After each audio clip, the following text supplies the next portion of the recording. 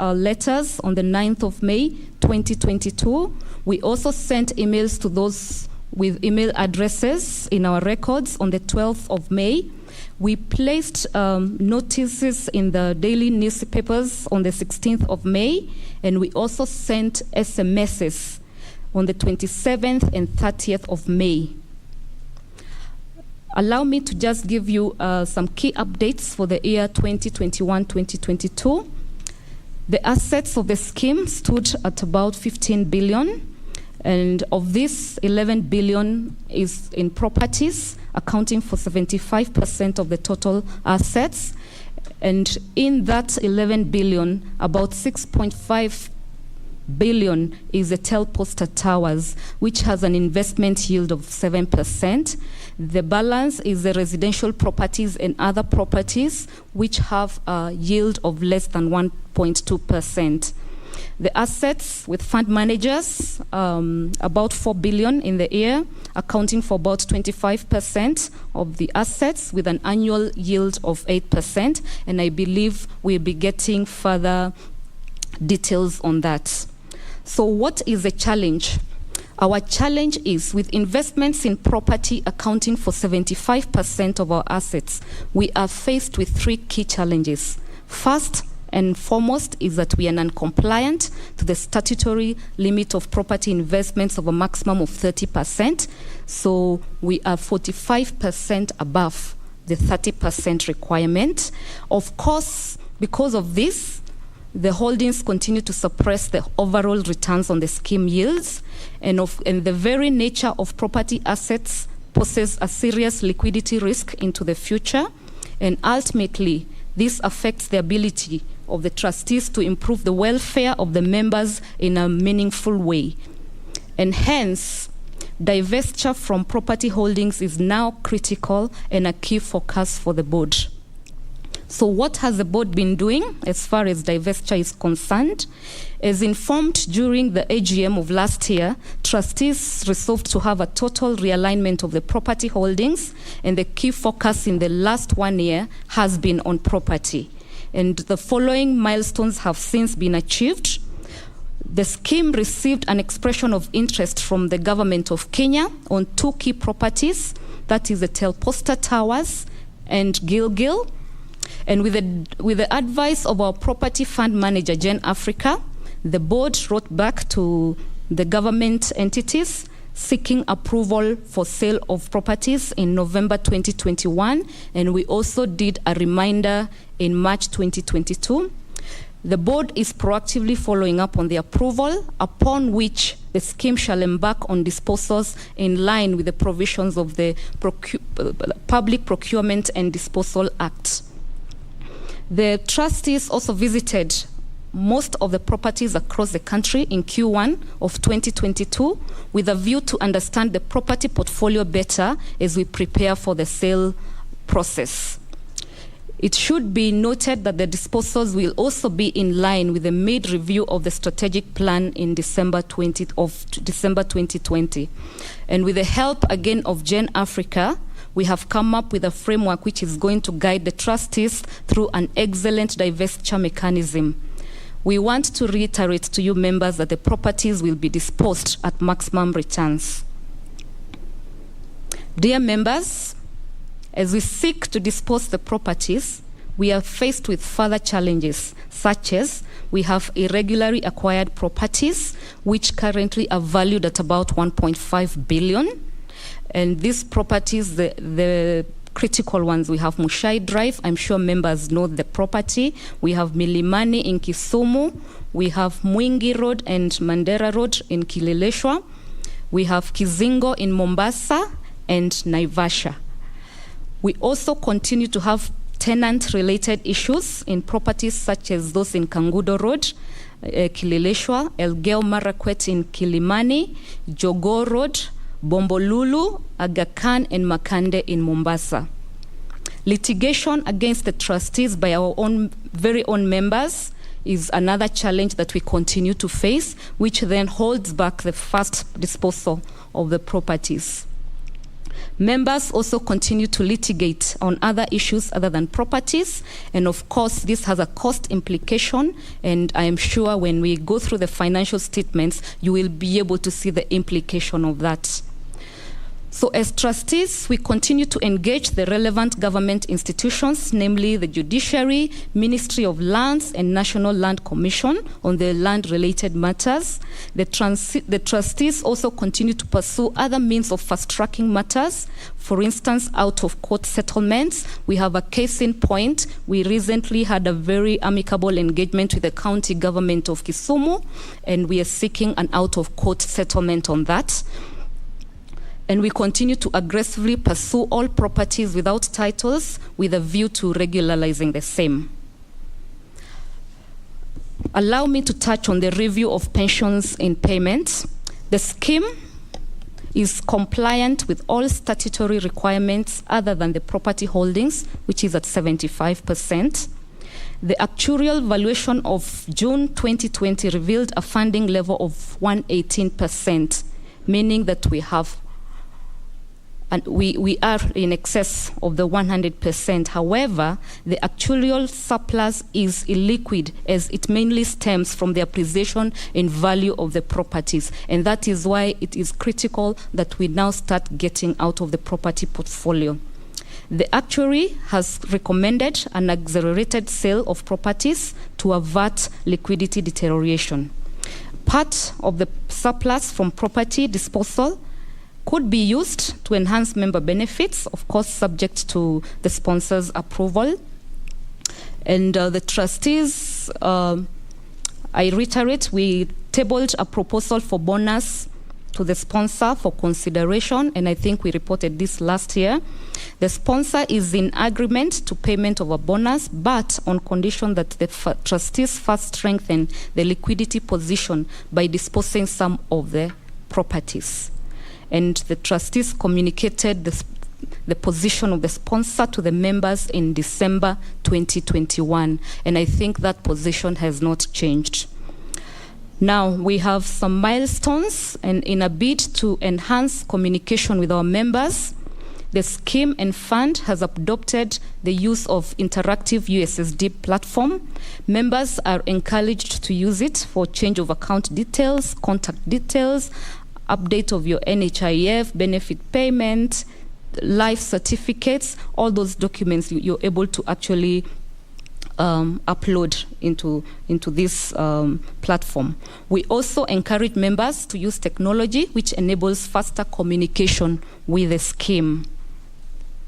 Now, out of our 7,000 members, only about 2,347 have provided the scheme with email addresses. These members who have provided their emails usually get real-time communication from the scheme from time to time when we have information that we need to disseminate. So we encourage members to forward their email addresses to the scheme. We also encourage members to adopt use of technology which facilitates faster interaction. Another milestone was compliance to the mandatory policy documents in accordance with the retirement benefits, the good governance practices guidelines of 2018, whose implementation started in July 2019. The Board of Trustees reviewed and updated 11 documents by December 2021, and all the mandatory ones have been forwarded to RBA by February 2022. And we have it on record that only about 67% of the pension schemes with funds of 1 billion and above are in compliance as at March 2022. So I think that is a good indication in terms of our compliance levels as Telposta pension scheme. As part of the compliance requirements, we also intend to comply with the Data Protection Act, whose implementation is effective July 14th, 2022. And to that effect, we are in the process of updating the ICT policy document to be compliant with the Act.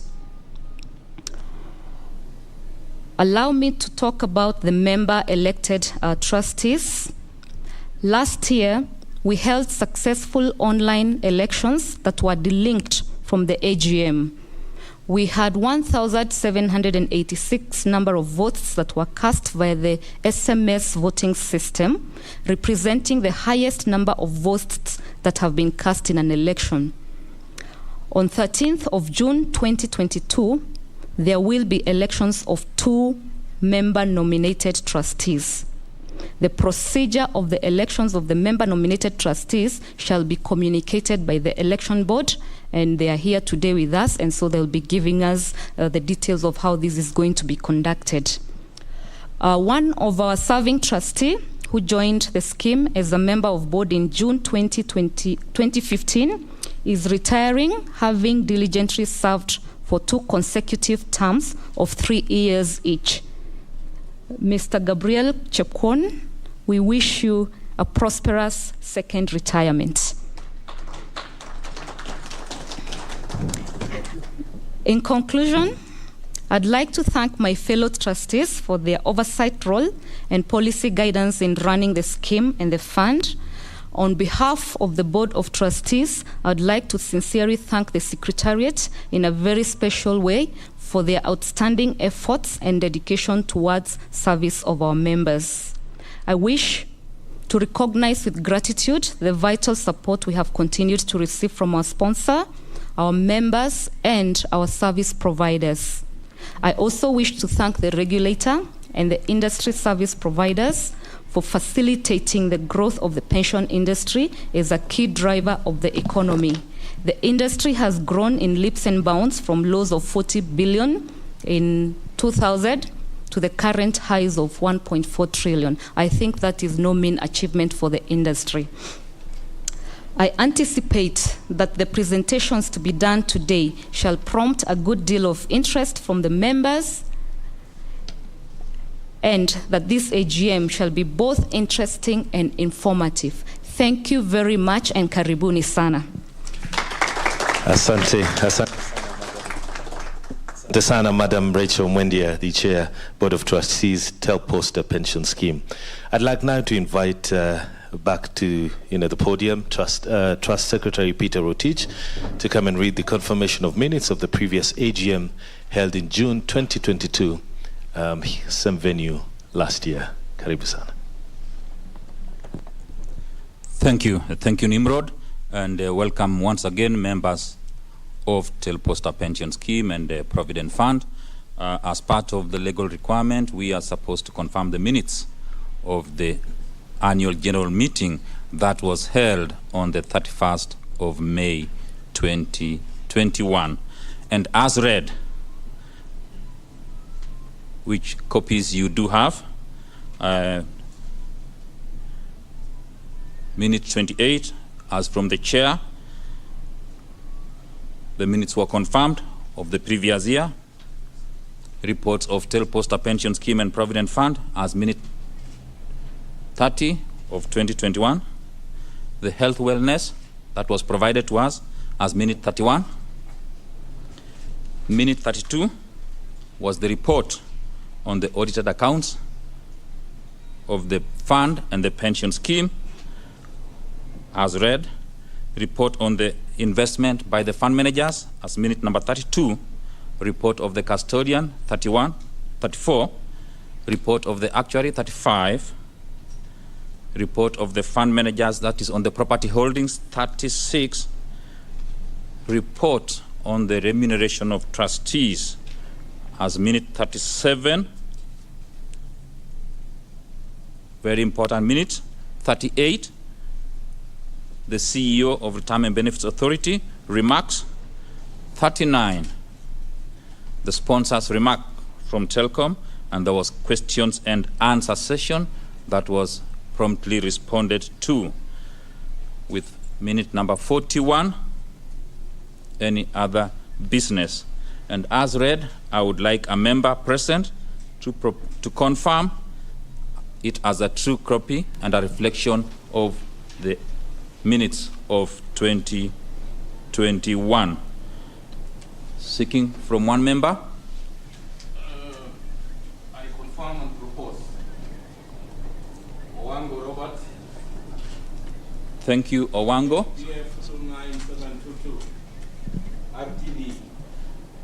Retired Owango, PF 29722, proposed. Seconder.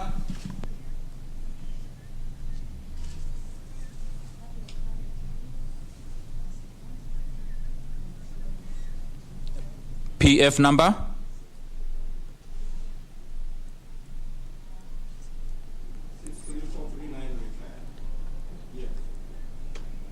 Thank you. Thank you. That's a confirmation of the minutes of the AGM that was held on the 31st of May, 2021. Thank you, Nimrod. Asante sana. Thank you again, Trust Secretary Bwana Peter Rotich.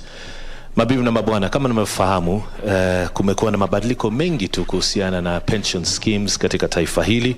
Kwa wengi wasiofahamu ni kwamba tumekuwa na kukua kwa wingi tu kwa mapato na vile vile hata kwa wale wanaojiunga na baadhi ya pension schemes humu nchini.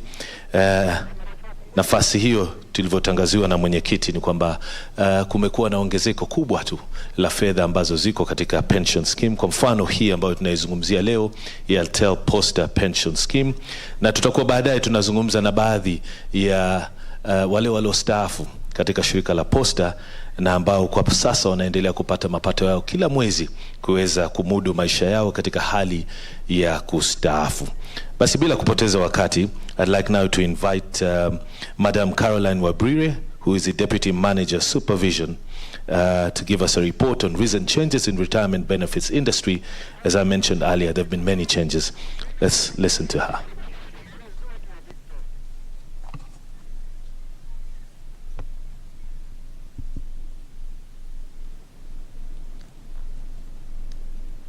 Good morning. Trustees, thank you very much for inviting us once again to this AGM. I think we've been a very common voice at all AGMs. I doubt there's an AGM that you have invited us to and we have failed to attend, so thank you. But first, before I begin, kindly receive apologies from our Chief Executive Officer, Mr. Charles Mashira. He would have loved to be here with us today, but was not able to due to other engagements. Chair, you remember he personally gave you his apologies when you visited our offices. So I will read our remarks on behalf of the authority. First of all, we are here because of our chief guests, who are the pensioners of the Telposta pension scheme. Pensioners present, hamjambo. Louder. Okay, and service providers, the media present, the secretariat, good morning. It is indeed a great pleasure to be here today, as always, to address senior citizens. As I've said, our senior citizens are our guest of honors today. I would like to thank the Board of Trustees for inviting us to this AGM and for the privilege to speak to such a noble group of the society, the pensioners. I say noble because through you, we get wise counsel from your unmatched experience over the years. The Retirement Benefits Authority has relied on information provided by pensioners in our pensioner surveys, from interactions with pensioners both in and out of our offices, to chart the way forward for the industry. And through these discussions, we've seen changes that I will highlight in my remarks. I also say noble because you continue to inspire us to continue doing what we are doing, and even better. And we do so bearing in mind that one day we shall also be senior citizens, and so we have to listen to you. Ladies and gentlemen, the reason for the AGM today is to enable us get first-hand information about our schemes. I know a number of us had expected that this AGM would be physical, an opportunity for us to interact with the people we shared offices with, to shake hands, but unfortunately this is not the case. Trustees have continued to exercise caution and are holding a virtual AGM, taking into consideration that their members are senior citizens who are categorized as vulnerable and likely to get very sick from COVID. You're already aware that we have seen a surge in the number of COVID cases, especially as a result of changing weather, and we are called upon to continue to take necessary precautions to protect ourselves. Ladies and gentlemen, the AGM enables members to get first-hand information on their schemes, particularly information on the financial position of their schemes. I'm glad we have an auditor here, PKF, who will be telling us how our scheme has performed. To get information on investments, and our fund managers are here today, the custodian to assure us and confirm to us whether our assets are safe, to understand the structure of the scheme and changes, if any, and most importantly, to ask members to provide questions and seek answers. Members also get an opportunity to learn about the sector, and so I will be hoping that they will learn from me. It is said that anyone who keeps learning stays young. Pensioners, you keep learning, you'll stay younger, so I hope you will be able to learn today. Today, ladies and gentlemen, I will tell you about highlights of what has been happening in the retirement benefits industry, some of the milestones that we have achieved. The Retirement Benefits Act was enacted to address the problems that face the retirement benefits sector and provide a framework for harmonized governance of schemes. Prior to the enactment of the Act, schemes were majorly governed by the income tax regulations, and you would be sure that the income tax was mainly concerned about schemes for tax purposes. In October 2000, after gazettement of the regulations, the authority commenced its operations, and later this year, we shall be celebrating 22 years in existence. What does that mean for the authority? It means that we are a young adult, having successfully passed through the toddler stages, the terrible twos, the puberty, the teens, and now forging forward. Among our achievements during this period is that we have seen the sector grow, and the chair has alluded to that. This has been attributable to the injection of professionalism in management of scheme funds and prudence by our trustees and service providers in management of schemes. Without them, we would not be celebrating the successes. We have also seen an increase in enrollment of members to the schemes. Today, the total assets covered by retirement benefits are in excess of 1.5 trillion, Chair. Not 1.4, actually 1.5. I believe if we look at the statistics clearly for March, we've probably hit the 1.6 trillion, even though we have been told the first quarter has not done very well for us. Like the growth in the sector, we've also witnessed growth in new schemes. For example, for the Telposta pension scheme, the assets under management in 2003 were just 7.7 billion. These assets have grown now to 15.9 billion, as reported in the audited accounts for the period ended June 21. A very impressive growth, especially for this scheme that's a closed scheme that only pays out benefits. Retirement benefits play a critical role in the economy in mobilization of domestic savings. Schemes have continued to invest heavily in government securities, with over 45% of the total assets of the industry in this asset class. Aside from these traditional asset classes of investments, discussions are underway for schemes to participate in alternative asset classes. And recently, there are discussions for schemes to participate in infrastructure projects in the country through private-public partnerships. We're expecting that very soon we shall see an expressway that has been financed by pension schemes. The sector has also grown in membership, and currently we're reporting about 22% of the labor force covered by some form of retirement benefits arrangement, including the NSSF. This is a growth from about 15% in the last couple of years. We still have a lot to do with regard to that. We want every Kenyan to be covered by some form of retirement benefits savings. Today, however, we are pleased that even the mama boga or the border rider can pride themselves in being members of a scheme. Our service providers, our stakeholders have come up with micro-pension products to cater for this unique category of members, and through the touch of a button, they can actually save for retirement. Our brothers and sisters have actually appreciated the fact that retirement is inevitable, and they will need to take every action to cushion themselves against old age poverty. As I have previously mentioned before you, you are our ambassadors, and we call on you to assist us in preaching the gospel on the importance of saving for retirement. We have our responsibilities to tell our brothers and sisters, our children, our grandchildren, that they must take the step forward to saving for retirement, and there are very avenues that have been provided for that. Also, taking cognizance of the growing informal sector and its challenges, the government has not been left behind and has taken a step to address the challenges of our informal sector. The sector covers about 80% of the workforce, and the government has established the Kenya National Entrepreneurship Scheme, abbreviated KNEST, to provide us savings mechanisms to address the unique challenges of the informal sector. We've seen enhanced government in management of schemes. The chair has reported what Telposta Pension and Provident Funds, a scheme, have done with regard to governance. Retirement Benefits Act requires the distinct separation of roles of different players in the retirement benefits sector, and this has ensured professionalism, good governance, and accountability in operations of schemes. In 2018, the good governance guidelines were enacted to set the bar in management of schemes even higher, and as a result, we have witnessed improved governance in schemes. We now require Board of Trustees to manage schemes just the way, and even better, like it is done by boards of directors of blue chip companies and Fortune 100 companies. Trustees are required to implement proper standards of conduct and sound governance practices as they manage schemes and continue to exercise their fiduciary duties, ensuring that they act in the best interests of members. Your scheme has not been left behind in adopting good governance principles, and we commend the trustees for having formulated and documented policies and procedures to guide their businesses.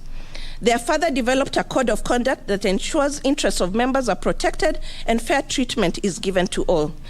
We shall expect that these beautiful pieces of documents are not left behind to gather dust on our shelves, but trustees actually implement them and leave them. I hope you will promise to do that.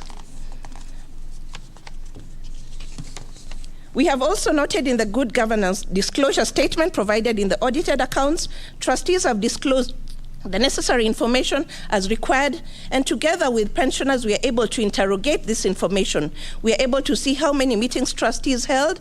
We are able to see how much they earned, and that information is important for us. We also noted that trustees conducted an evaluation, and I believe this was a useful exercise for them to enable them review their performance. I say to pensioners, you're indeed a noble citizenry. Through your wisdom and experience, we continue to learn a lot. You have talked about the challenges, such as huge costs of medical bills at retirement. Some of you used your lump sum benefits to acquire homes at retirement, meaning a reduction in the take-home that you had. Drawing from these lessons, we have been able to come up with new and innovative products for the sector that are making saving for retirement more attractive. Members of schemes can now start building a kitty that will enable them finance a post-retirement medical during their working life. They're also able to access a portion of their benefits and begin owning a home while continuing to save for retirement. This is as opposed to them acquiring a home when they're 60 or 55 or 70.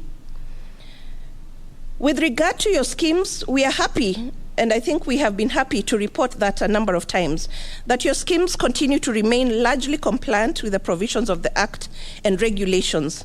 Unlike other schemes we manage or you may be aware of, we have never received a complaint from a member of Telposta pension scheme that they have not received their pensions on time or they have not been paid at all.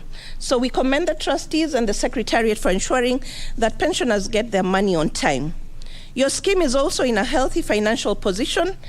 We have been told you're funded at 118.8 as of 30th June 2022, or however the funding declined from 124.8 in the previous valuation. Again, we have schemes that we are regulating that have funding levels before the 100% mark, which we are worried about. So in regard to your case, we are not worried about that fact.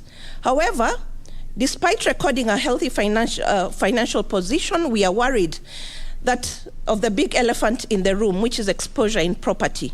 The scheme investments is above the allowable limit in the investment guidelines, whereas we note there was an improvement in the exposure in property from 87% in 2003 to now 75%.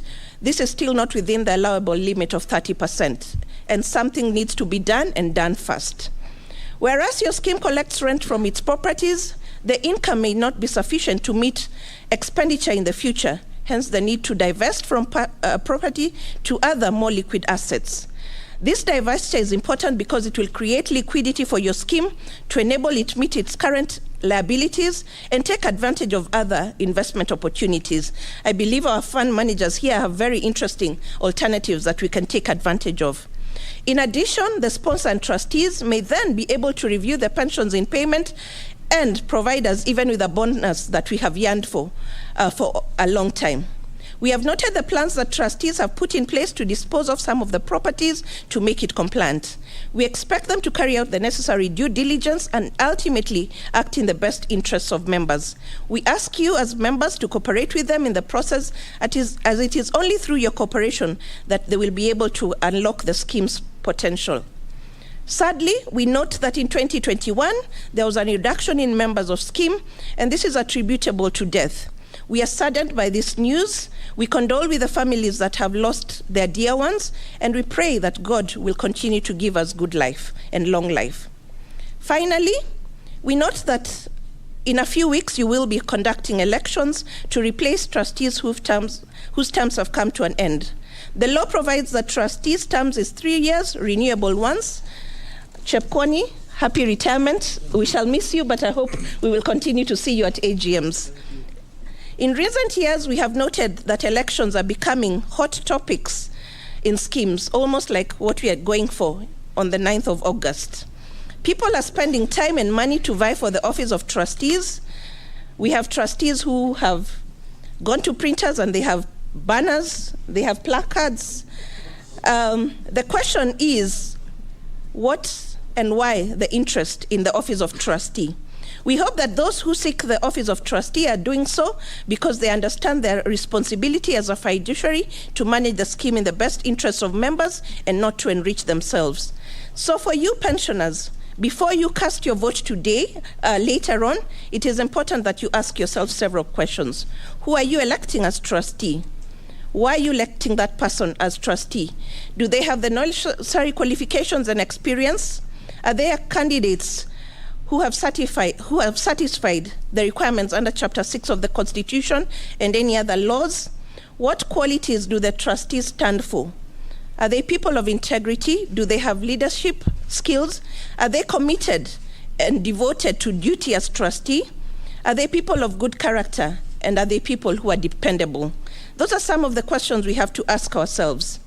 If a trustee is eligible for re-election, are you re-electing them on the basis of their performance? So members, before you cast your vote, ask yourself those questions, and before you elect your trustees, make sure that they meet those criteria. Only vote for trustees who will ensure that your scheme exceeds its expectations. Vote for trustees who will ensure that your scheme adheres to good governance principle and ensures member satisfaction. Vote for only the best option. Ladies and gentlemen, those were my few remarks. And with that, I want to thank you for listening to me. I want to continue to assure you that as the Retirement Benefits Authority, we will continue to work with you and closely with you and with all stakeholders in the country to achieve our vision, which is an inclusive and secure and growing retirement benefits sector. Asanteni sana, God bless you, and barakatele. Thank you, asante sana, Madam Wabire. Tafadhali rudisha salamu zetu za dhati kwa wasimamizi, wafanyikazi wote wa RBA. Tell them we're grateful for the good work they do for us. Before I continue, I'd like to recognize the presence of Madam Ruth Sitati, retired judge of the High Court and a pensioner of the Telposta pension scheme.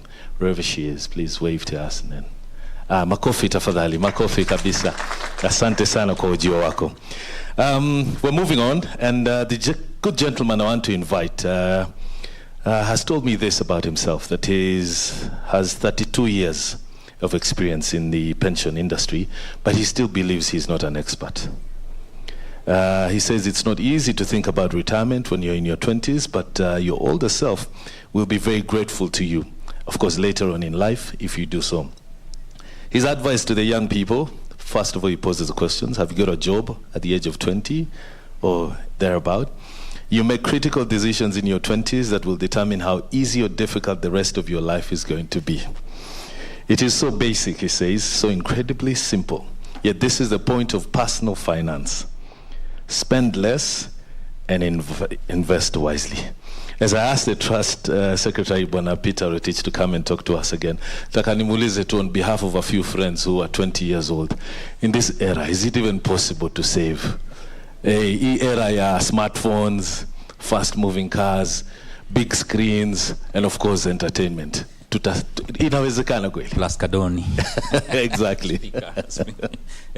Indeed, it's actually possible. Spend less, save more. That's the gospel I normally preach to the young populace. When you get your job, put aside money for your old age. It's very, very important. Why is it important? We don't want to put a burden on our government when you are old to protect you when it comes to social security. That you can easily do it by ensuring you save through a retirement fund. If your employer does not have one, then you can join an individual personal pension plan. It's available. We have industry players.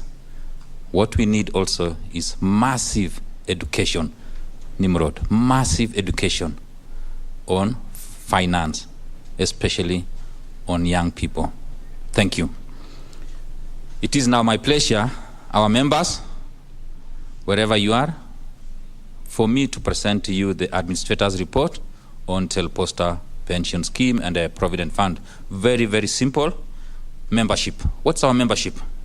Grand total membership is 8,909, distributed according to the pension scheme and the provident fund. The provident fund members are 1,424. Persons in receipt of a monthly pension, those entitled, are 7,485. We go to the next step, our oldest pensioner. This is a person who has been receiving pension since he left service from Mundanyi, Taita Taveta, born on the 2nd of January 1921. We greet you, our oldest pensioner.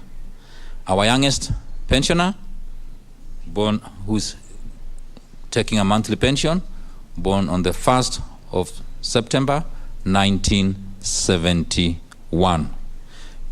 It's our prayer that all our pensioners live like our oldest member, 03846. That's the PF number.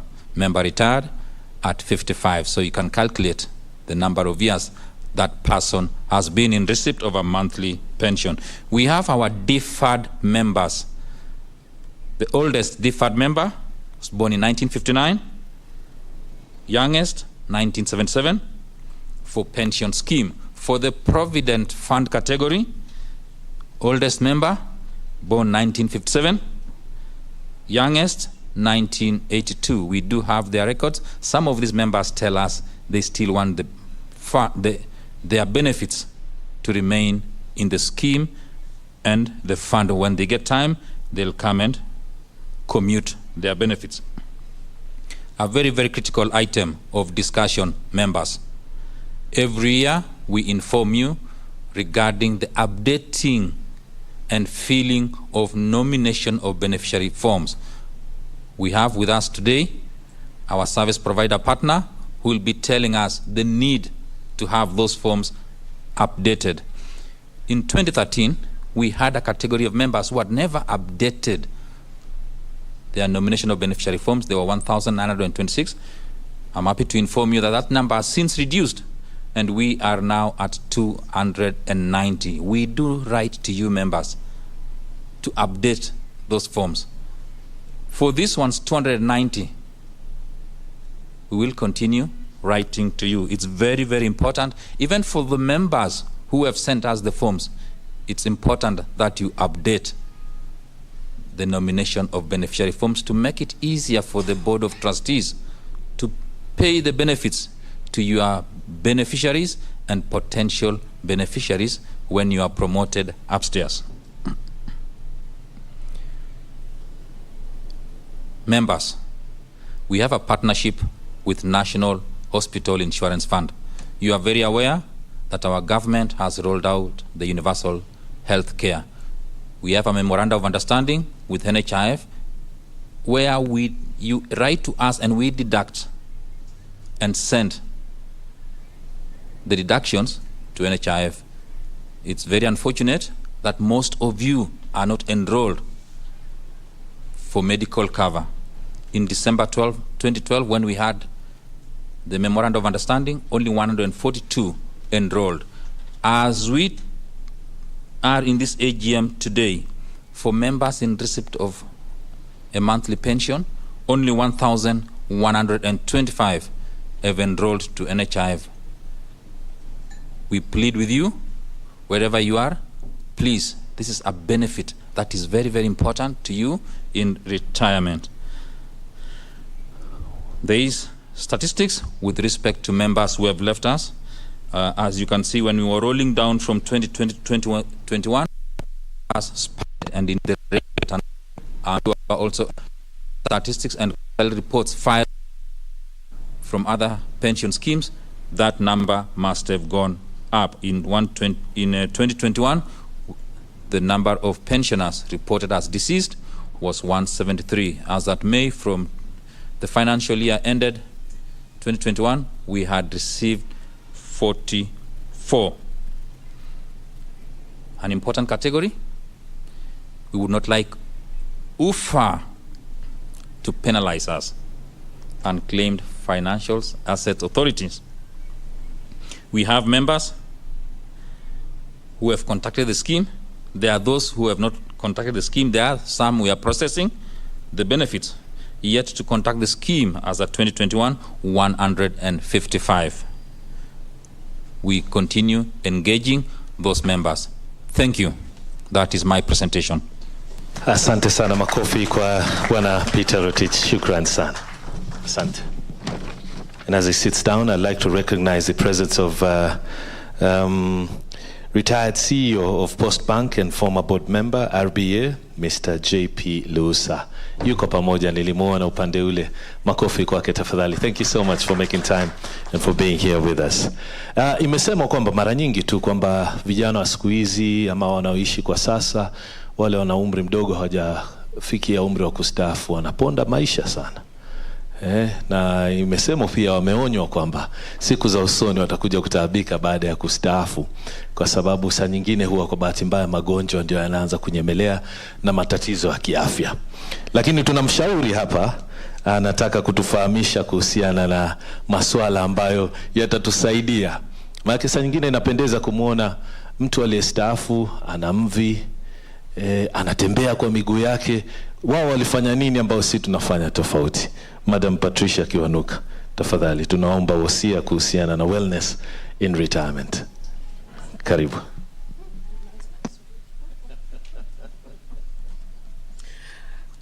Habari ya asubuhi kila mtu. Wow, Nimrod. Aya, acha nitajaribu Kiswahili. Jina ni Patricia Wairimu Chiwanuka. Baba ni Mganda, mama Mkikuyu. Kiswahili si ulimi changu.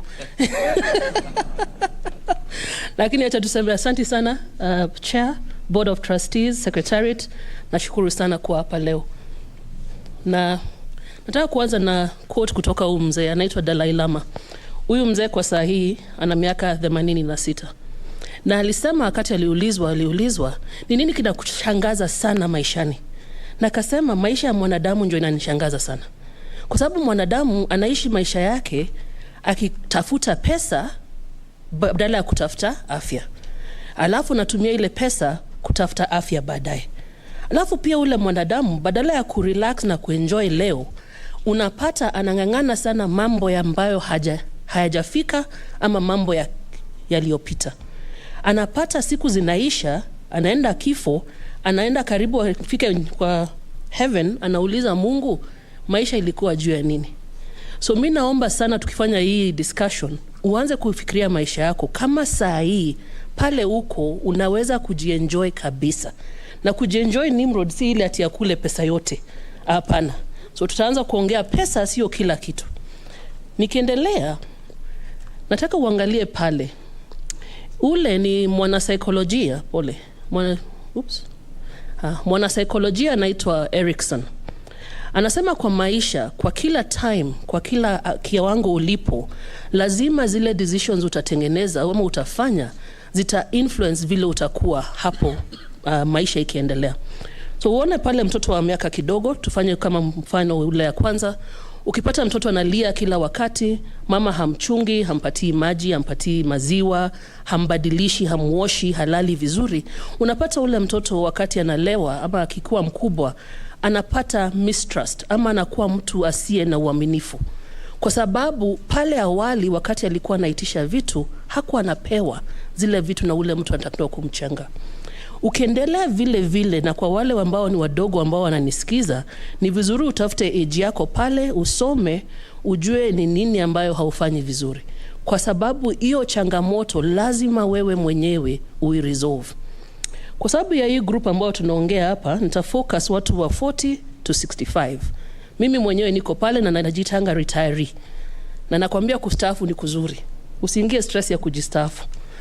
Lakini ni vizuri ukiwa hiyo miaka ujiulize, generativity, wewe ni mtu ambaye utakuwa unarudisha mkono kwa wengine, unasaidia wengine kwa mentorship, ama wewe utakuwa pale umekwama, stagnation.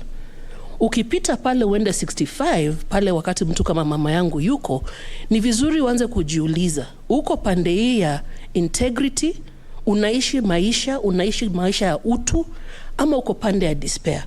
Hapa ndio unapata mzee ambaye ana pesa mingi, kuna wale tunajua, unapata anafariki nyumbani peke yake, na hata watu wanashindwa kuja mazishi. Huo ni mtu, si pesa ilikuwa shida, imekuwa pale despair. Inamaanisha maisha yake hakuishi in a way kuintroduce watu na watu around him. Hii ni speech kutoka mkurugenzi wa Coca-Cola, na alisema kwa maisha kuna balls 5 ambazo unacheza nazo kwa kila wakati. Ya kwanza, kazi. Ya pili, health, afya yako, familia, marafiki na mambo ya kiroho. Ni vizuri ujue, na anasema kwa hizi zote kila wakati, hata nikisimama hapa, hizo balls nacheza nazo, hizo mipira ziko kwa hewa. 4 ni za glass, ikianguka imevunjika. Moja tu ndio inaweza anguka na irudi juu kubounce, na hiyo ni kazi. Na nasema hivyo kwa nini? Unaweza kuwa umestaafu, unaweza anza biashara, unaweza pata kazi lingine, unaweza kuja kwa board. Tunasikia mmoja na retire second time. Work inaweza bounce na kurudi. Kwa hivyo chunga sana wakati uko na hii, uko mchanga, usitumie maisha yako yote kutafuta pesa. Kwa mambo ya pesa kawaida tunaongelesha hizi mambo matatu. Ya kwanza, accumulate. Lazima ukusanye pesa. Ya pili, conserve. Conserve, uhifadhi pesa yako. Na mwisho, distribute. Lazima ujipange vile utapeana pesa. Na ndio imenishtua sana nikisikia Rotich akisema kuna wale ambao hajaweka nomination form zao, ama kuna unclaimed assets hapa. Inamaanisha huyo ni mtu ambaye hajajipanga vile ata distribute ama vile atapatia wengine pesa zake. Kwa mambo ya afya, nitaongea mambo ya biophysical health, mambo ya akili, mental health, psycho, nitaongea mambo ya social na spiritual. Hizi vitu zote, ile kitu inazibleta pamoja na inakusaidia. Pesa ni enabler, pesa sio kila kitu. Kwa hivyo naomba ni introduce kwa watu kadhaa hapa. Wa kwanza namuita mzee Juma pale. Unaona mzee Juma amefurahi, ameoleka, ako na watoto, ako na miaka 78 hapo, unaona. Ako na bibi mmoja na watoto wake wanakuja kutembea wakati wa holidays. Mama ako na shamba lake ndogo pale, anaeka sukuma, ako na managu, ako na tumboga twake, na pia ako na kuku wa kienyeji ambao anauza mara kwa mara. Mzee anatembeanga, anaenda town kila siku, anatembea kilomita zake 3 na anaongea na wazee pale town, alafu anarudi nyumbani. Kwa saa hii amepoteza rafiki zake wawili wazee na anasikia hofu sana. So ukiona pale chini anaanza kuwaza mambo ya health yake, mambo ya watoto, mambo ya grandchildren, lakini kuna vitu ambazo anafanya vizuri sana, na ni vizuri hata wewe uanze kufikiria. Ukiwa na miaka kama hii, lazima uchunge kile unakula. Lazima ulale vizuri. Na kulala unalala kama ile ya mtoto, ulale bila kufikiria. Number 3, kunywa maji. Lakini chunga, ukiwa na miaka kama hii usianze kunywa maji wakati unaenda town. utaanza kusumbuka kule nje. Anza na maji mapema, ndio wakati unatoka uwe umejisaidia. Pia ile NHIF cover tunaongea hapa, tena Rotich amesema ni wengine vidogo sana ambao wamechukua. Wakati wa COVID ilikuwa kuna wakati tulijua importance ya hii cover, hiyo ndio time yake. Lakini angalia pale kwa finances zake. Si unaona ukweli? Huyu mzee anafanya vizuri, bado ana accumulate pole pale mama anafanya biashara yake, ana conserve. Na pia distribution sasa ndio inamletea shida. Lakini afya yake hata kama amekuwa na diabetes, bado anakunywa dawa zake na bado ako na cover yake ya NHIF. Psycho, mental, mambo ya akili yako. Hapa nataka upate Mama Jane. Mama Jane ana miaka 67. Unamwona pale ameoleka, kuna watoto wake 3 ambao ni adults. Amejaribu biashara. Shida huyu mama amejaribu biashara, lakini biashara zinaenda zikipotea. Sasa anasema anataka kuanza boutique. Nauliza jamani, mama wa 67 akianza kuuza boutique ataweza? So unaona hapo pengine ni vizuri akae chini na mzee waongee story kidogo. Pia anasema kuna watoto wake, nimesema 3, mmoja ule wa katikati anasumbua sana. Amekuja nyumbani na wanawake mara 3. Ako na watoto wanaendelea kuongezeka na yeye mwenyewe hafanyi kazi nyingine, ni watoto tu anazaa. Sasa kwa mama sasa ndio anaanza kulipa school fees, anaanza kuhangaika. Hii sio time ya huyu mama kuwa anachunga wajukuu. Ni vizuri sana ikuwa unanisikiza na uko pale nje, especially wa mama. Chunga sana vijana wako. Sio kazi yako kueliminisha watoto wako. Hiyo inaitwa enabling. Utajipata wewe unaingia stress kwa sababu ya wajukuu, na ukifariki utawacha wale wajukuu na ule kijana pale. Amezoea sana kwenda Amerika, na tunajua wengine kama hii wakati ya COVID hakuweza kusafiri, na pia akienda anaacha mzee nyumbani. So swali nauliza, huyu mzee akiachwa nyumbani nani anamchunga? Ni vizuri sana ukienda towards retirement mwanze kufikiria mambo yenyu ya kijamii pamoja. Mambo ya kusafiri. Sasa zingine tunachekelea na tunaona wazungu wakisafiri pamoja tunashindwa kwa nini? Hiyo companionship, hiyo social, hiyo familia is very important. So hapo nimesema chunga mambo ya pesa ya umama au watoto ambao ni wakubwa, ni vizuri wakae pamoja na waongee, waseme ikuwa ni huyu ndugu wa pili ambaye analeta shida, waanze kuongea na yeye wakiwa wote. Social, huyu anajiita Michael, ni mzee kijana. Unamwona pale alikuwa anafanya kazi na Telposta, alikuwa retrenched akiwa na miaka 43, aliacha pension yake, sasa ako 62, kwa hivyo wamemlipa pesa zake. Lakini bado anasema nilianza biashara langu, so situmii pesa yangu yote kwa mtu mmoja. Amepoteza bibi yake 3 years ago, na sasa ile pressure inatoka kwa jamii atafute bibi mwingine imekuwa kubwa sana. Ni vizuri sana wakati mnakuwa na hizi conversations, hata kama wazee, ukifikiria kuleta bibi mwingine nyumbani, ni vyema uwe umefikiria mambo ya familia yako. Unaona kama huyu mzee ako na mtoto bado anaenda university. Kwa hivyo kwa ile area ya distribute, ile kudistribute pesa yake, lazima awe anafikiria nikileta bibi mwingine, huyo bibi atakuja na watoto wengine ama atakuja kuzaa watoto nikiwa hapa, na ikiwa hivyo kutakuaje mambo yangu ya baadaye. Kwa sababu unaona amejipanga na maisha yake mpaka pale. Lakini vitu zingine sasa zimeanza kuja. Unaona kwa sababu bibi yake alikufa na kansa, pia anaogopa itakuaje yeye, ataenda kuishi wapi? Akipata ugonjwa ni mtoto mgani atamchunga? Hizi sio conversations unangoja mpaka mwisho. Na najua wakati naongea saa zingine watu wanaona kama si ukweli. Ni vizuri ukuwa uko pale Embu na ukipata mama yangu muulize, kwa sababu hii ni conversation tumekuwa na yeye hata saa hii. Najua anataka kwenda kuishi wapi. Najua ile nyumba lake la Embu vile anataka kufanya nalo, kwa sababu hautaki kufanya hizi vitu wakati mtu wako hospitalini. Hiyo sio wakati tuanze kuongea vile tutafanya na maisha yako. Finally, spiritual. Lazima uangalie sana mambo yako ya kiroho. Huyu mama anaitwa Mama James. Ana miaka 50. Alikuwa ametoka Telposta, hakuwa amelipwa pesa, sasa amefika 50, anaweza kujia pesa yake. Na unasikia vile anasema, nataka kujia pesa nianze biashara kubwa na investment kubwa. Mtu kama huyo, high risk of a con kabisa. Hii pesa yake itapotea haraka sana. Pia amekuwa wa kwenda kanisa na kurukaruka. Sasa ako na kanisa 5 kwa miaka 3. So unaona hapo kuna shida. Pia ile community, ile social, ile spiritual hana. Na anaendelea tu, anasema bwana ako up country lakini anataka kukaa Nairobi na watoto na wajukuu wake. Huyo mtu ukimpata after 5 years, hata ukuwa umemlipa milioni ngapi, mama kama huyo atakuwa na shida. Kwa sababu ukiona zote, accumulate 0, conserve 0, distribute 0, hakuna kitu ya finance ambayo anajipanga correctly. Nikienda kumalizia karibu, utaona zivyo vitu 4-5 tumeongea kabisa. Ya kwanza ni vizuri wakati unafikiria mambo ya retirement, ujipange kwa mambo ya time. Wanaume, ukiwa pale kwa nyumba, wakati umestaafu, wakati wa COVID, wakati uliachwa kwa nyumba, mama akijaribu kuosha na kuambia, jamani toka tu utembee, kwa sababu hawajui vile wanachagua kufanya ukiwa pale kwa nyumba. Ni vizuri sana uanze kufikiria ile kazi utafanya wakati umefika retirement. Na uanze kuongea na watoto wako sasa.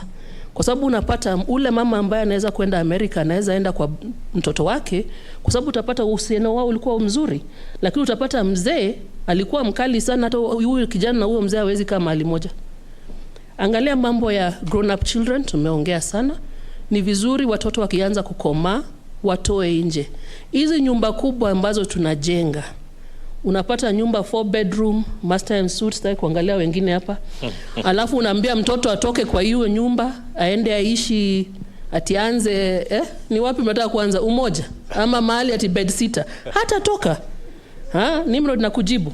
Secrets for family. Ukipata kuna vitu ambazo umekuwa ukificha, either afya yako, hujakuwa ukisema uko na diabetes, hujakuwa ukisema pengine hata HIV uko nayo, hujakuwa ukisema umeenda kwa ile chama ya inaitwa chama kama ile ya Wakikuyu, kumbe ulibadilisha dini na hujaambia watu.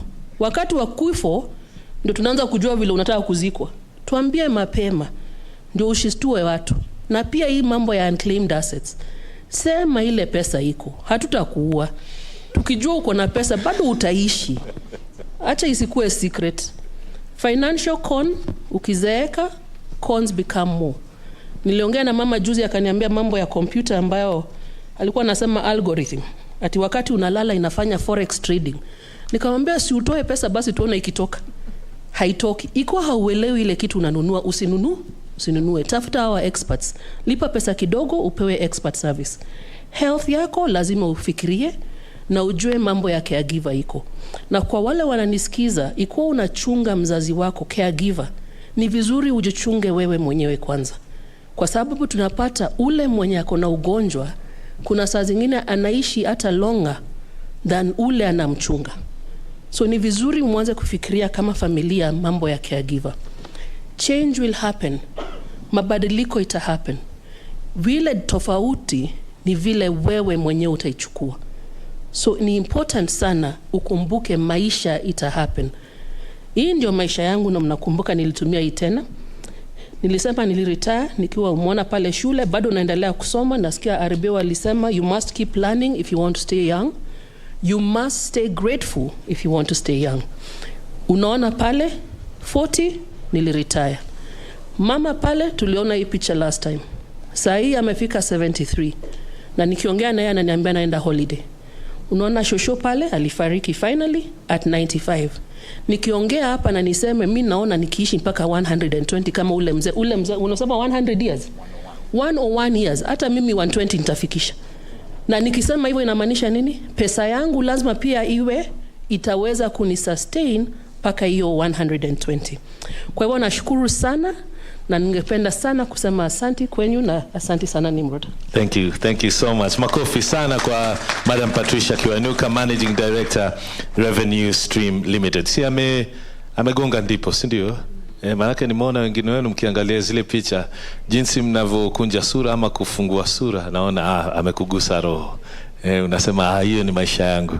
Asante sana Madam Kiwainuka. Bila kupoteza wakati, nataka sasa nimkaribishe Bwana Patrick Kuria, partner PKF Kenya LLP, aje atupe matokeo ya ripoti za fedha. Karibu.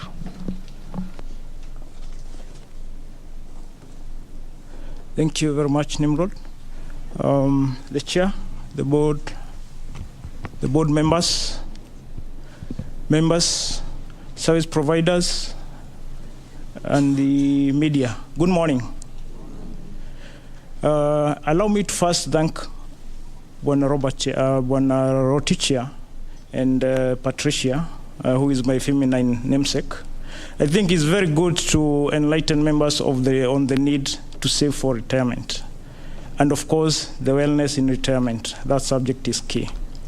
So I'm very passionate on pension matters, and if I start discussing pension issues here, I will discuss until cows come home. So allow me to just touch on the financial statements for the year ended June 2021. And of course, allow me to use acronyms TPS for the pension scheme and TPF for the provident. I'll briefly touch for there to be financial statements. Of course, the mandate is restored on the board, and the board are responsible to prepare the financial statements. And this is very key because majority of the members sometimes confuse the role of auditors and the role of the trustees when it comes to financial statements. So the trustees are actually the ones who are responsible for preparing the financial statement, which should conform to a certain framework. In this case, for both of the schemes, they conform to what we call the International Financial Reporting Standards. And for any set to be complete, it will comprise one, the statement of changes in net assets, the statement of net assets, cash flow, and notes explaining any number that goes to the statement of net assets and the statement of changes in net assets. It is paramount that internal controls are less set by the board, and this they have delegated to the Secretariat to ensure at least there is smooth flow of operations within the pension schemes. And of course, proper records should be kept to ensure at least they have a reference check in future, be it for themselves or for any other regulator who might come to review the financial records. As an auditor, my main role is very simple, is to give an opinion whether the books present fairly the underlying records. For us to be able to do this, it calls for what we call reasonable assurance. And we spend a lot of time querying the records and going through the financials to ensure each and every number is supported. And our audit report is normally guided by what we call international standards on auditing, and it prescribes the form of an audit opinion that we should give. So I won't touch too much on membership. I think the numbers that are on the screen is just detailing the membership as at June 2021. I think there was an update by Mr. Otich on the numbers at current, but this specifically for the TPS, the membership stood at 7,253 as at June, and that comprised of both active and deferred members. So touching on the numbers briefly, I'll just skip that slide. Touching on the numbers is just a summary of the other slide, but now this has been analyzed graphically to show how the scheme has been moving for the last 5 years. And of course, the blue glove there shows the benefits that have been paid over the years. The red shows the net return on investments, and of course, the green shows the changes in fair value. So changes in fair value means at the end of the year, at the reporting date, there are some assets that have to be shown at the market value, this being the investment property and the shares. And as you know, the share market has been very volatile. So that's why you see that graph going up and down. And for sure, you will see that depicts how the fund value has been moving. And you'll see for the year 2019 and 2020, when the share price and maybe the valuation of investment property reported a loss, then the fund value of the scheme for the TPS actually went down. But in 2021, there was a positive fair value gain in terms of the investment property and the shares, and that you have started seeing that the fund value of the scheme has started going up again. This is the net assets, so what we call the balance sheet, as we commonly know it, and it shows you how the assets have been invested.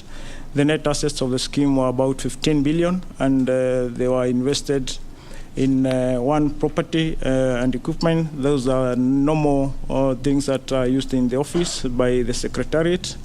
You have investment property. I think the chair touched briefly on it, and there are a few issues that need to be rectified there.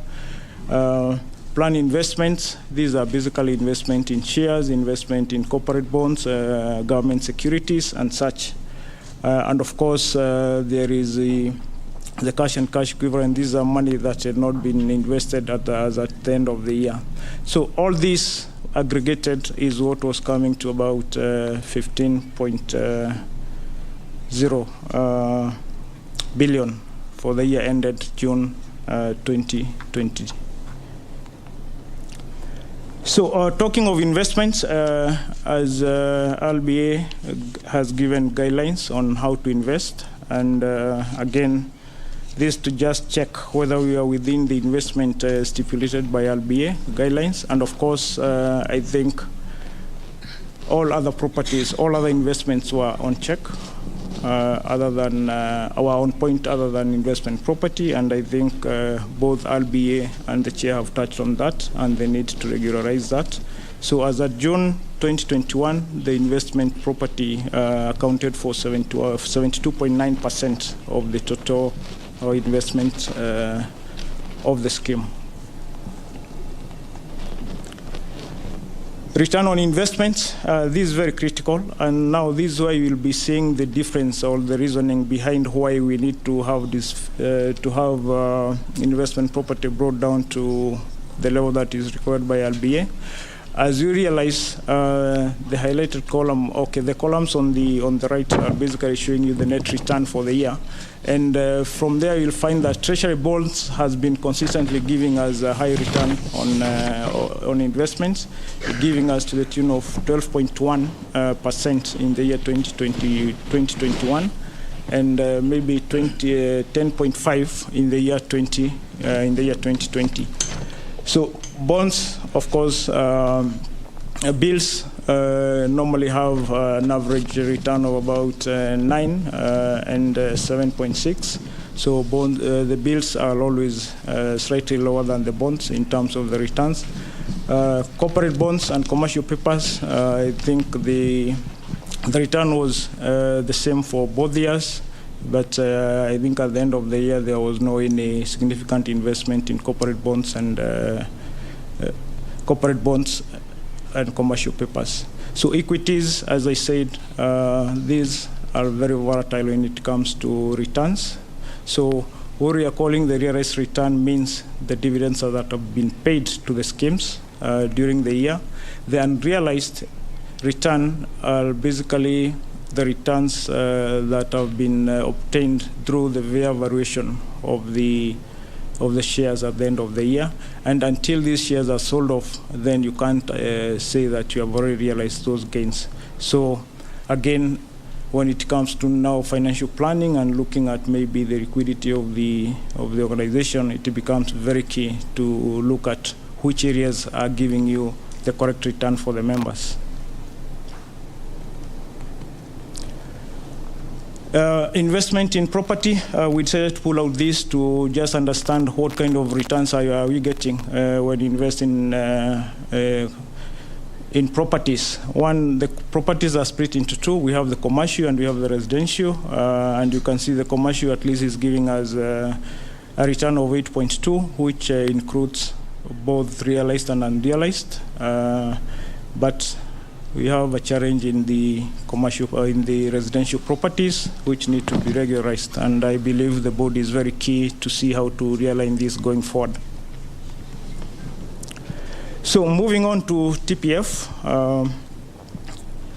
TPF, the membership as at June 2021 was 1,019 compared to 1,274 in the previous year. And the results for the year, that is the movement in statement of changes in members' balances. As you can see, over the years, we have pulled off 5 comparative years to just understand how the scheme has been moving in terms of returns and in terms of the payouts. And I think for this scheme, we'll see that the return has been higher than the payouts. So we expect that this scheme net assets have been going up year on year. But of course, for the 2 years, 2019 to 2020, there will also the increase will not be that much due to the fair value losses on shares and investment property as well. So that's a graph on the fund value, and as I said, you'll see it going up year on year due to the fact that this scheme doesn't have investment in properties, and majority of the fair value losses that you have seen on the earlier graph are resulting from the shares, investment in shares. And of course, now in the current year, I think the share market was a bit better comparatively.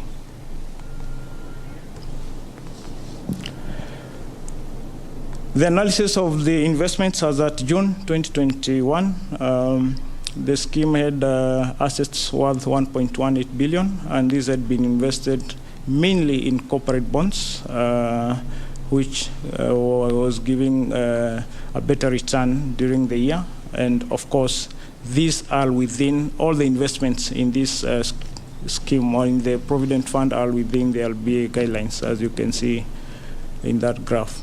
So, but majority of them, about 71%, are on government bonds, and the others are on shares and short-term deposits.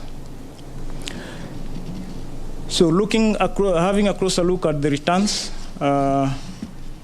you'll see that this scheme has better returns in terms of the overall, for the fact that there is no any investment in property, and treasury bonds gave an 11.4% compared to 10.2.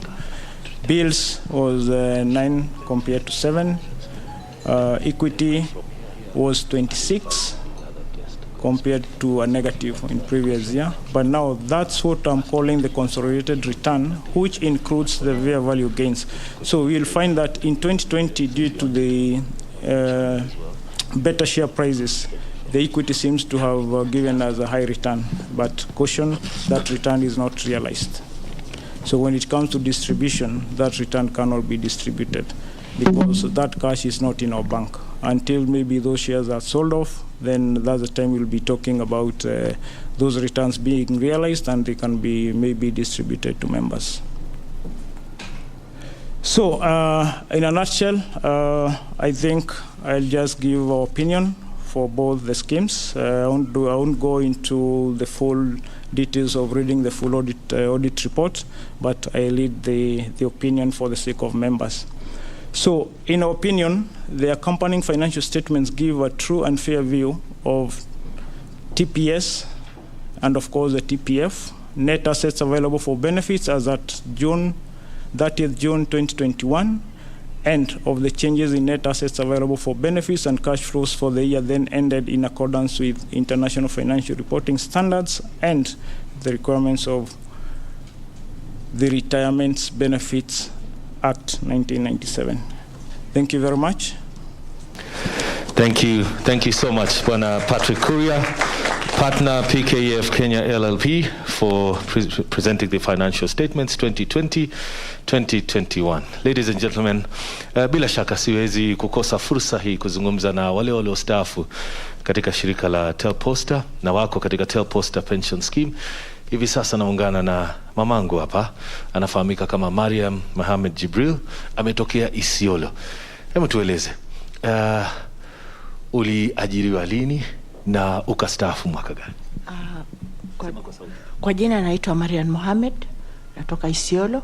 Mimi niliajiriwa mwaka wa 1981 na nimestaafu. Nimefanya kazi miaka 27 na pengine kwa wale ambao hawajui jinsi ulivyoanza, pengine kukatwa mapato yako ili kuwekezwa katika nafasi kama hii ya fursa ya kuweka fedha kama amana ama akiba katika pension scheme ambayo itakusaidia katika uzeni. Ulianza vipi? Ni kitu ulitamani kufanya ama uligutukia tu kwa kuwa umeajiriwa kwamba lazima ifanyike? Na je, umeona faida zake kivipi? Nilikuta tu imekatwa kwa mshahara yangu na nilifurahi sana, imenisaidia kwa sasa na inasaidia kwa mambo nyingi sana. Nashukuru.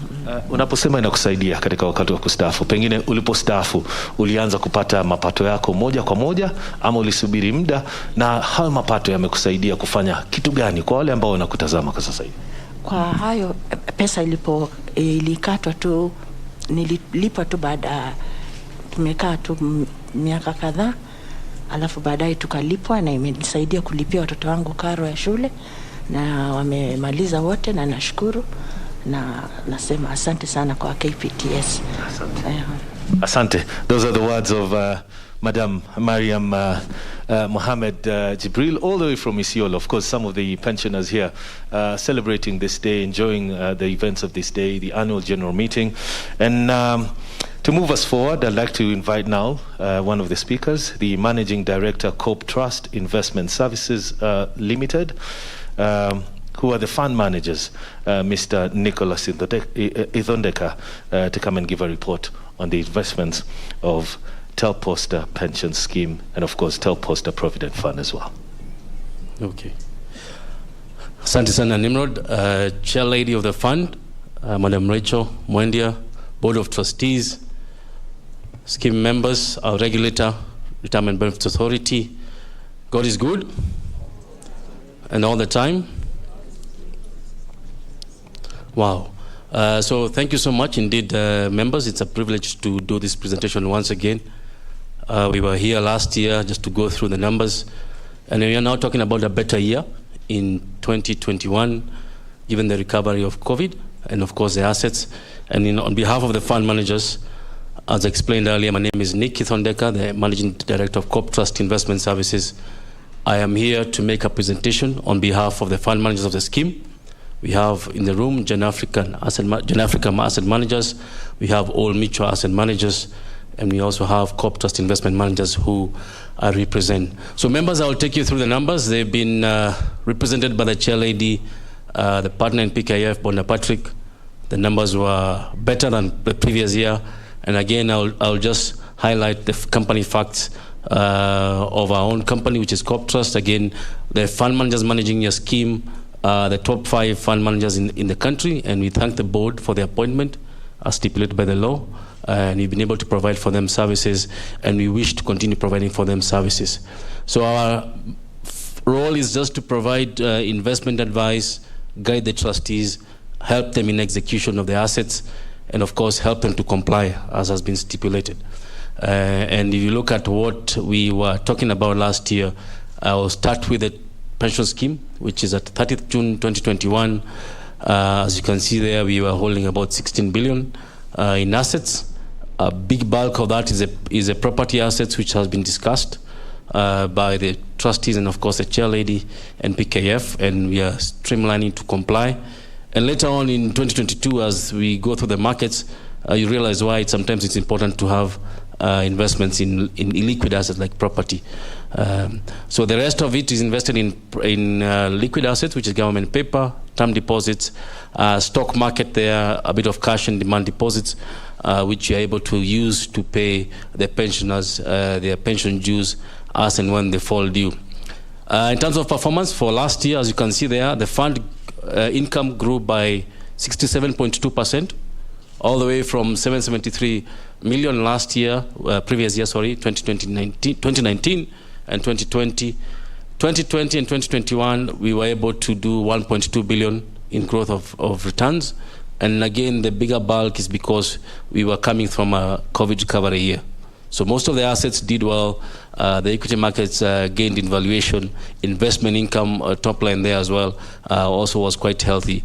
But the bigger bulk of that was change in fair value of assets, which came in quite well to support the fund. So we did have a better performance last year, especially from the liquid assets, which we were able to execute quite well within the mandate and, of course, the Board of Trustees. On the Provident Fund, we had the similar performance. Again, here we are holding 1.18 billion in assets, and has been explained by Patrick of PKF. The Provident Fund performs better because it is more liquid. If you look at the growth there on the income last year, this fund almost doubled the income. Compared the previous year, 83 million, last year was about 158 million in terms of growth of income, representing a 90% growth in absolute terms for June 2021. And the key underlying aspect is just this fund has been more liquid, and of course it's able to turn around and a bit smaller as compared to a bigger fund. So I'll make two quick comments on the economic performance last year. Most of it has been talked about. We are now discussing almost close to 9 months after close of the scheme performance year. So there's a bit of discussion about 2022, which we'll also talk about slightly. But largely last year was positive. Again, recovery from COVID, 2019-2020. All the assets were on strong recovery from stocks, from good yields from government bonds. But fast forward in 2022, which now talks about the next AGM, and a few of the strains have come in on the bigger economic front, including our own elections, which are about coming to slightly above 2 months from now. We also have the geopolitics of the Ukraine times, Russia-Ukraine conflict, which has brought a bit of stress in the bigger globe, especially in terms of commodity prices, currency exchange, which again, as your fund managers and the board of trustees, we will try and navigate that as much as we can. On the fixed income space, which is where we draw most of our numbers from, we had a healthy performance in the AGM you're reporting to, which is 2021 June. 2022 as well, a very strong return we expect from this segment, given the fact that some of the bond yields have gone up, and we are being able to invest some of the money which is maturing at yields of about 14% from the Central Bank of Kenya, which means this segment here will perform slightly better as compared to 2021. On equity markets, again, this is where we may have a bit of strain as we go into 2022, mainly because of the drop in share prices. But the portfolio is very well balanced, including the 73% weight that you're having on the property, which again will come in handy in especially the year 2022 to give us that stable income as compared to the volatility in the stock markets. Again, this is just the geopolitics of the globe, and of course in Kenya as well, we have the unique element of elections in about slightly above 2 months, which is dampening the prices of the equity market. But nonetheless, some of those stocks are performing quite well and spitting out numbers which are above market expectations. In terms of strategy, I'll just briefly mention fixed income. Again, we expect to draw significantly from this segment of the portfolio. This gives us fixed income return, gives us coupon, and this is what we use to pay our scheme pensioners. You see, especially for the pension scheme, despite the fact that the fund has been closed for a while, it has managed to continue growing, and we've been able to continue paying our pensioners without any default or without any delay in terms of payments. Equity markets, again, opportunities are picking up because of the low prices, but in the current period, we're not expecting too much excitement from the equity markets because of the geopolitics issues and, of course, our own national election fears, which means most investors try to control money and just revert to fixed income instruments. Offshore markets, same strategy there. A bit of headwinds there because of geopolitics, and for us, I think the focus now remains on fixed income in the current year. And of course, one of the things which is helping us, as much as it has been a bit of a strain on the bigger scheme, is the fact we have a 73% sitting on property, which we'll expect to give us still a healthy return from the rental yields from that segment. So members, again, on behalf of the three fund managers, Genafric, all mutual asset managers, Corp Trust Investments managers, we just to thank the Board of Trustees for the support across the years and the members, and we look forward to growing the fund as we continue meeting the objectives of the fund, and we also pray for the members of the scheme that God may keep you well and they continue keeping you in good health, as we have seen from even just looking around the room. Asante sana. Makofi. Nicholas Itondeka, Managing Director, Corp Trust Investment Services. On behalf of the pensioners, thank you so much for your presentation. I'd like to invite the other fund manager, Gen Africa Asset Managers, here represented by the head of property, Mr. Felix Maloba, to give us a report on the property. Thank you. Thank you, Nimrod, for the welcome. A very good morning to the Chair Board of Trustees, Madam Rachel Mwendia, Board of Trustees, esteemed members, and fellow service providers. So Gen Africa will be taking you through the property aspect of your investment. I know property has been front and center of this discussion. So much of it has been discussed. So I'll just focus on the key items for this particular bit of the session. And just to start us off, is to assure you that us as the fund managers, we are mandated by the RBA, who are currently in the room, to take care of your investments with regard to property as per Section 38 of the RBA Act. So we work together with your trustees with all matters property investments, from acquisition support, disposal support, and coming up with initiatives that ensure that we are able to extract value from your property portfolio. Now, moving forward, I just want us to have a look again at the property, at the asset split for Telposta pension scheme. And what you can see from that particular diagram is that the portfolio is heavily invested in property at 73%. And I think if I'm allowed to use Kiswahili, taswira mzuri ambayo tuweza kutumia kwenye hii sehemu ya hii kongamano ni kwa mfano kama wewe umezeeka, miaka imeenda na hauna pesa, chenye uko nacho tu ni mashamba kubwa. Magonjwa tumeambiwa ndio yanakuja kama uzee unaingia na hauna pesa. So wewe una mali lakini mali iko kwa shamba na hospitali wanataka pesa. Hawataki shamba. So that's why it's important that we come up with strategies to try and improve the liquidity position of Telposta and of Telposta pension scheme, and try and move that property allocation down. If you're to split through the property allocation for Telposta, what comprises this property portfolio? So what you can see there, we classify the portfolio into 3 key areas. So we have, the first one is the commercial aspect, where we have Telposta pension towers having the lion's share of the property portfolio at 55.42%. And then we have the residential properties coming in at 23%. And finally, we have a certain class of assets we call they're trouble assets, so to speak. And these are residential assets that are either in litigation, they're either encumbered, they've been encroached, or some of them we have cases of grabbing. And what you see there is that Telposta pension tower, which has the biggest proportion, is giving us a very good return of 7.7%, a yield of 7.7%, which is very impressive, even by market standards. Us as players in the industry, we know how properties are performing, especially in the CBD. And if you walk around, you'll find that the best performing properties are around 5.5%, the very best 6%. But here we have a property that is giving us 7.7%. Close to more than 400 million coming in a given year. But the discussion still remains. We have to reduce that exposure because we are having a lot of cash requirement coming in from our members. And all our strategies, as you will see, are focusing on Telposta towers. Now, on the other properties, I'd like to just mention something, especially on the residential assets that are encumbered.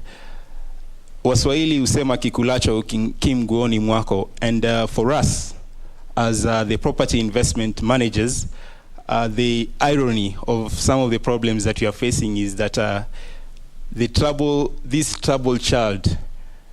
troubles are coming in from some of our members. You find, like, if I'm to give an example, a property like Jogo Road, we have some of our esteemed members that are tenants, and we are having problems with them paying rent. They have taken the fund, the scheme to court, and by that very fact, we've done our numbers, and we have seen that those two aspects, the scheme is losing close to 364 million shillings per year because of that troubled child. and it's a problem you're bringing. It's a problem you're causing for ourselves. So even as we try to resolve those issues, I think that is something that should be top of mind for our members, because as you can see, the residential properties are giving us a yield of less than 2%, compared to Telposta, which is occupied by people who are not, most of the people who are not even related to Telposta, is giving us a very good return. Now, just closing off with strategy, at the beginning of the year, we had a very useful exercise that involved the Board of Trustees moving around the country to visit every inch of your property portfolio. So we moved all the way from Lunga to Muranga, from Hola to Nyandarua, and many other places, just to make sure that we see the status of these properties, so that when you're coming up with a strategy, it's a strategy that actually speaks to what's on the ground. And the result of this very useful exercise was a 4 key pillar strategy that is listed on your screen. So the first one is to reduce property holding. And to this very extent, there are 2 properties that we are currently working on to ensure that this particular objective is achieved. So we have already written to the various government, to the related government entities with regard to our plan, and we are just waiting for communication from them so that we can press the go-ahead button with regard to execution of the property reduction exercise. But having said that, we know that yes, we already have this portfolio. We can't just be waiting to expose it. We're trying to make the match that we can with what we are currently having. And you'd be happy to know that you have a very capable secretariat that is staffed with professionals from property space and other spaces that are working together with other service providers to ensure that not only are we optimizing the property portfolio, but the rental income that is coming in is actually the best that we can get in the market. And then finally, and most importantly, we have been working together with the trustees and the lawyers that have been put on board to resolve some of the legal issues that have bedeviled the property portfolio. As I mentioned, issues to do with encroachment and people not paying rent and taking the landlord to court. So a lot of progress has been made towards this end, and we are hoping that in the next few months we will move a lot of ground towards this. So with that, members, I just want to thank you for being attentive and listening to listening to the composition of what is really happening in your property portfolio. And for those who are retired, I just wish you a happy retirement. Thank you. Back to you, Nimrod. Asante. Thank you so much, Bwana Maloba. Bwana Maloba ameweka mambo paruanja kiasi. Asante sana. Amezungumzia pensioners ambao wako na kikulacho. Ambao kidogo wanatatiza usimamizi wa fedha na ukusanyaji wa kodi na kadhalika. Kwa wastaafu na pensioners, msione vibaya. Kule kwetu tunasema ukweli saa nyingine ni tamu uchungu, sio? Tamu kwa kuwa italeta mapato zaidi, uchungu kwa kuwa uchungu siku zote unaumiza. Hata hivyo, asante sana Bwana Maloba. I'd like to invite now Madam Florence Nduba, the Head of Investor Services, KCB Bank Kenya Limited, to come and give the custodian's report. Karibu sana. Makofi anapokuja tafadhali.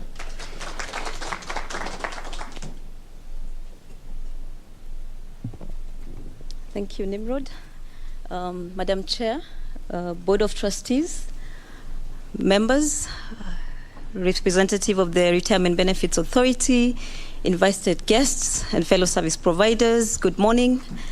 My name is Florence Nduba, representing the custodian, who is KCB Bank Kenya, and I will be confirming to you the custody of your assets, which have been tabled to you by your auditors as well as your fund managers. Before I do that, allow me to introduce KCB to you. I know KCB is not new. We have been providing financial services in this region for over 135 years. We are currently in 7 countries across the region, providing services to over 28 million customers across the region. We are also listed on the Nairobi Securities Exchange and cross-listed in the stock exchanges in Tanzania, Rwanda, Uganda, and this allows investors such as your pension scheme to benefit from the success story of KCB. As a custodian, we are a leading custodian in this region, and we are able to provide custody services to pension schemes such as yourselves as well as other investors. Our role as a custodian is to ensure that your assets are fully safeguarded at all times. And when I talk about the assets, I'm talking about the property, the equities, the government securities that you've had your fund managers and the auditors talk about. As a custodian, we ensure that these assets are taken care of and are fully accounted for at all times, as well as undertake any transactions pertaining to those assets. You have had your fund manager talk to their role as an investment advisor. As a custodian, we do not provide investment advice. Our role is to ensure that once a decision has been made to undertake an investment, we execute that investment to buy or sell the investment, ensure we have proper documentation to show that these investments belong to the Telposta pension scheme or to the Telposta Provident Fund, and provide reports to your trustees and the regulators on a regular basis, confirming the holdings of your scheme. This segregation of responsibilities is a regulatory requirement, and in addition, it allows that each party to focus on their core area of expertise, therefore eliminating any risk to the scheme assets, as well as allowing for transparency in how your assets are being managed. Allow me, members, to just touch briefly on the services that we offer your scheme. In addition to safekeeping of the assets, we undertake the transaction settlement and processing. We ensure that any income arising out of your investments, for example, your government bonds do have interest income that is arising out of those investments, or your equities do have dividends that is paid on a regular basis, and therefore what we do ensure is that any entitlement or income arising out of the investments that you're holding is collected and credited into your books for reinvestment purposes. We undertake collection of all income, including the rental income, as well as processing of your payments and benefits when you retire. We ensure that those benefits are paid out within the timelines which are stipulated by the regulator. Again, a key action that we do take to support the board in managing our assets is to ensure that the investments which are being undertaken are in compliance with the regulatory guidelines which have been set out for management of the scheme assets, as well as the investment policy of the scheme. And therefore, members, just to confirm that during the year under review, we were able to undertake all these services for your scheme. As a custodian, we are required to comply with a number of statutory obligations. And members, I wish to confirm to you that our licensing is in place, both from the Central Bank of Kenya, from the Capital Markets Authority, as well as from the Retirement Benefits Authority. We are required to ensure we maintain the technical capacity, as well as proper operational systems, as well as segregate your assets from the assets of any other schemes that we are managing. Members, I wish to confirm to you that all these obligations were fulfilled during the year under review. Ladies and gentlemen, as I come to the end of my report, I wish to confirm that the assets of your scheme are maintained in segregated accounts at KCB Bank. They are not commingled with the assets of any other scheme. The investments that we did undertake during the year under review were within the approved investment categories. and as well as the guidelines which are set out by the regulator. And I wish to confirm to you that indeed the assets that did we hold for the schemes are as detailed in the audited accounts. For the Telposta pension scheme, we did hold assets of approximately 16 billion, and for the Telposta Provident Fund, we did hold assets of 1.2 billion approximately. The details are in the audited accounts, and I wish to confirm that they are in safe custody at KCB, and we do hold the records of all these investments that we are talking about, as well as the title deeds for the properties that you do hold as a scheme. Members, as I conclude, I just wish to thank the trustees for entrusting us with the responsibility of safekeeping your assets, and I wish you good health in your retirement, and looking forward to engaging with you at the next opportunity. Thank you. Asante sana. Thank you, Madam Duba. Thank you so much for those remarks. When I mentioned earlier about stakeholders of the Telposta pension scheme, I mentioned the actuaries. And here today is Zamara Actuaries, and I'd like to invite now Jeremiah Njeru, who is a business analyst, to give us a report on the actuaries. Karibu sana. Asante sana Nimrod. The Board of Trustees for the Provident Fund and for the pension scheme, members of the scheme and the fund, invited guests, and my fellow service providers, good morning all. My name is Jeremiah Njeru, as you've heard. I'm here to represent Zamara Actuaries, who are the appointed actuaries to the scheme. So I'll be taking us through our presentation to the members of the pension scheme. Nimejulisha kwamba muda umeyoma kidogo, kwa hivyo ningeomba nitumie nafasi ya dakika kama 5 nifanye summary ya our last actuarial valuation report. Nikianzia nitawajulisha the role of an actuary, and briefly we carry out an actuarial valuation for the scheme. I will explain later on what actually that means. We advise on setting investment strategy. By that we mean we look at the membership of the scheme, depending on whether the membership is young, middle-aged, or old, or elderly. We advise the scheme in terms of what types of assets or percentages of assets they should be investing in.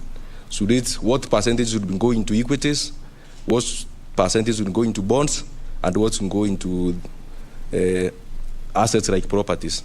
We also advise on benefit calculations. For example, you've heard our trustee, Mr. Nkapiroj Chepkone, has returned for a second time. And if you want them to travel to the US, I think he had a good relationship with his sons. So if they are living in the US, you may want to visit them. Currently, Gabriel is being paid a monthly pension. Every month he earns a monthly amount.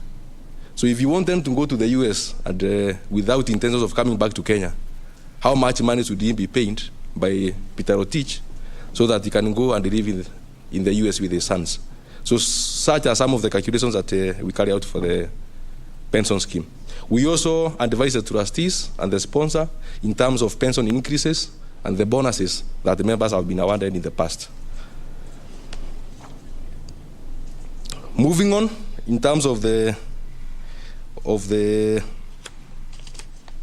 purposes of the actuarial valuation that we carried out as at 30th June 2020, it is a requirement from the Retirement Benefits Authority and also from the Income Tax Act that every 3 years, a pension scheme such as Telposta, we call them defined benefit schemes, they have to carry out an actuarial valuation. One of the use of that actuarial valuation is to compare the assets and the liabilities, and then come up with what we call a funding level. So the requirement from the Retirement Benefit Act and the authority is that the assets should always be the same as the liabilities or more than the liabilities. As I've mentioned earlier on, we also advise the sponsor and the trustees in terms of benefit improvement. If the scheme has a surplus, that surplus can be used to enhance members' benefits. Briefly, let me remind the members of the pension scheme what benefits they get from the scheme or what promises have been made to them.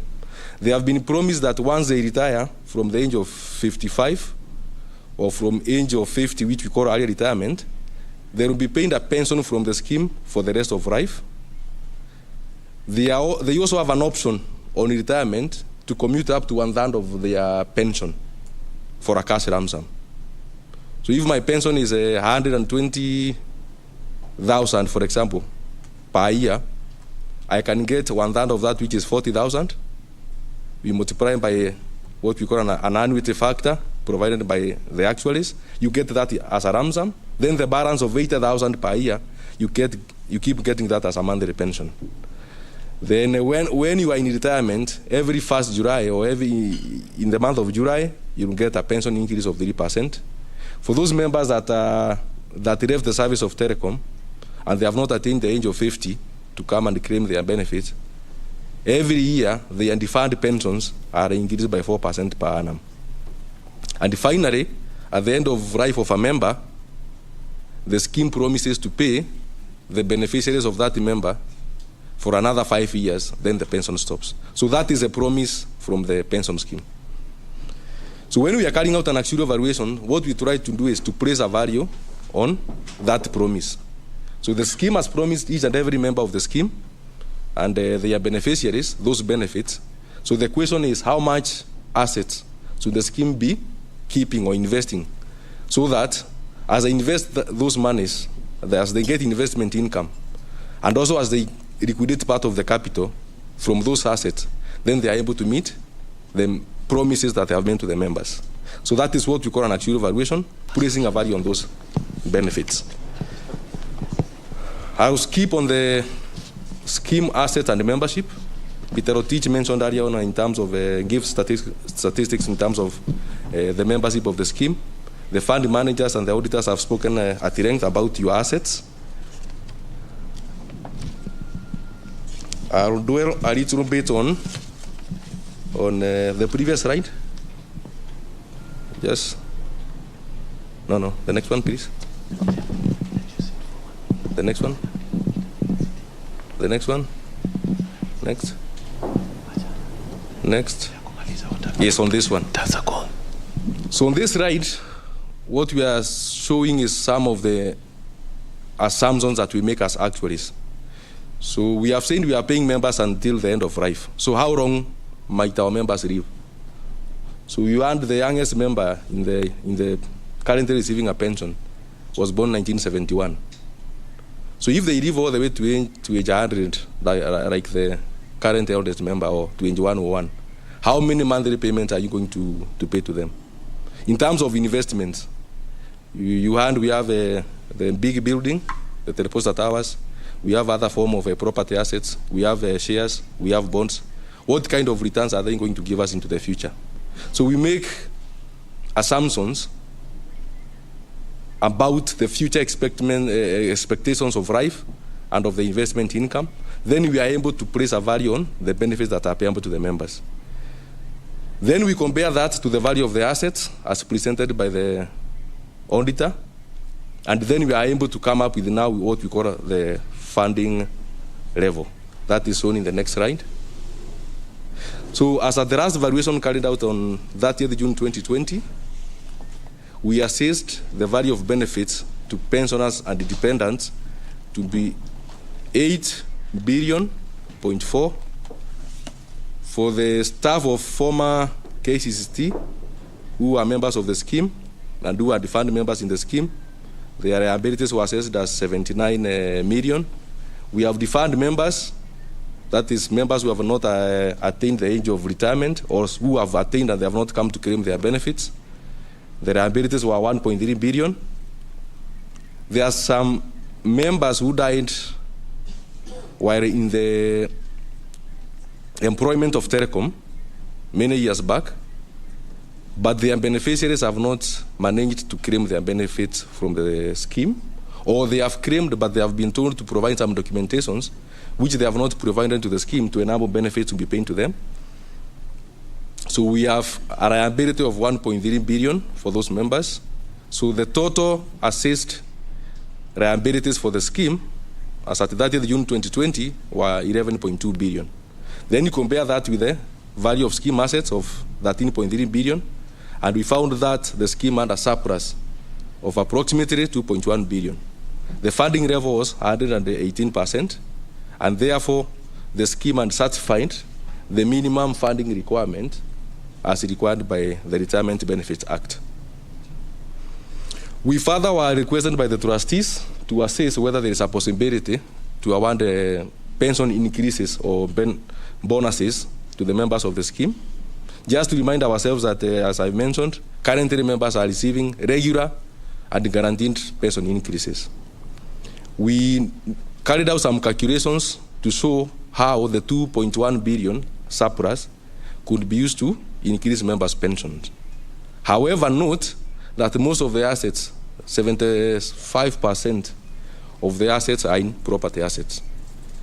So what the sponsor guided is that the sponsor, the Telecom Kenya Limited, they are in agreement that members of the scheme should be given a bonus or a pension increase, but on the condition that property assets need to be liquidated first, so that those liquid assets are the ones that will be used to provide the bonuses or the pension increases. So to summarize, the scheme was well funded 2 years ago with a surplus of 2.1 billion and satisfying the minimum funding requirement under the Retirement Benefits Authority. So I'll stop there and wish members good health and long life in retirement. Asanteni. Asante sana. Makofi tafadhali, makofi kwake Bwana Jeremiah Njeru. Ladies and gentlemen, I'm now joined by, earlier on I mentioned that the retired CEO of Postbank and former board member of RBA, Mr. JP Lusa, is here with us. And I'd like him to answer a few questions for us. Tafadhali kama unaweza kusimama kidogo tu. Na nianze na swali la kwanza, which is, and I think most of people struggle with this question, how and what you need to do in order to prepare for a good retirement? I think you need to save regularly in the earlier years. Invest in those years so that your investments grow as you grow old. Because as you grow old and the children leave you and the employment income disappears, you need to have saved. You cannot overemphasize that. But there's always a challenge with the young people today, people who get into employment. They don't want or they don't feel the need or the importance to get into pension schemes or start saving early. Is that an attitude issue? I think it's an attitude issue, but more so influenced by Western culture. The African always thought of investing in children who would take care of him or her in old age. But the Western society, Western culture has now come into play here, and the younger people are no longer thinking of looking after their parents. I think it's not deliberate, it's forced on them by circumstances. But then, if we save as much pension as we can, as much as we can towards our pension, and as we move towards a social aspect of care of the elderly by our government, I think that will be alleviated. Asante sana. Thank you so much, Mr. Lusa. Thank you for your kind advice and kind words. Let me just add that as one of the oldest pensioners in receipt of pension at the moment, the average age being 67 and I'm 79, I'm concerned about the issue of funding and liquidity challenges that our good trustees are facing. But there must be a way of fast-tracking this change that they're working on, because as you saw in the chart earlier, pensioners are dying very, very quickly. And we have a closed scheme that will have no one to benefit from if all the pensioners die.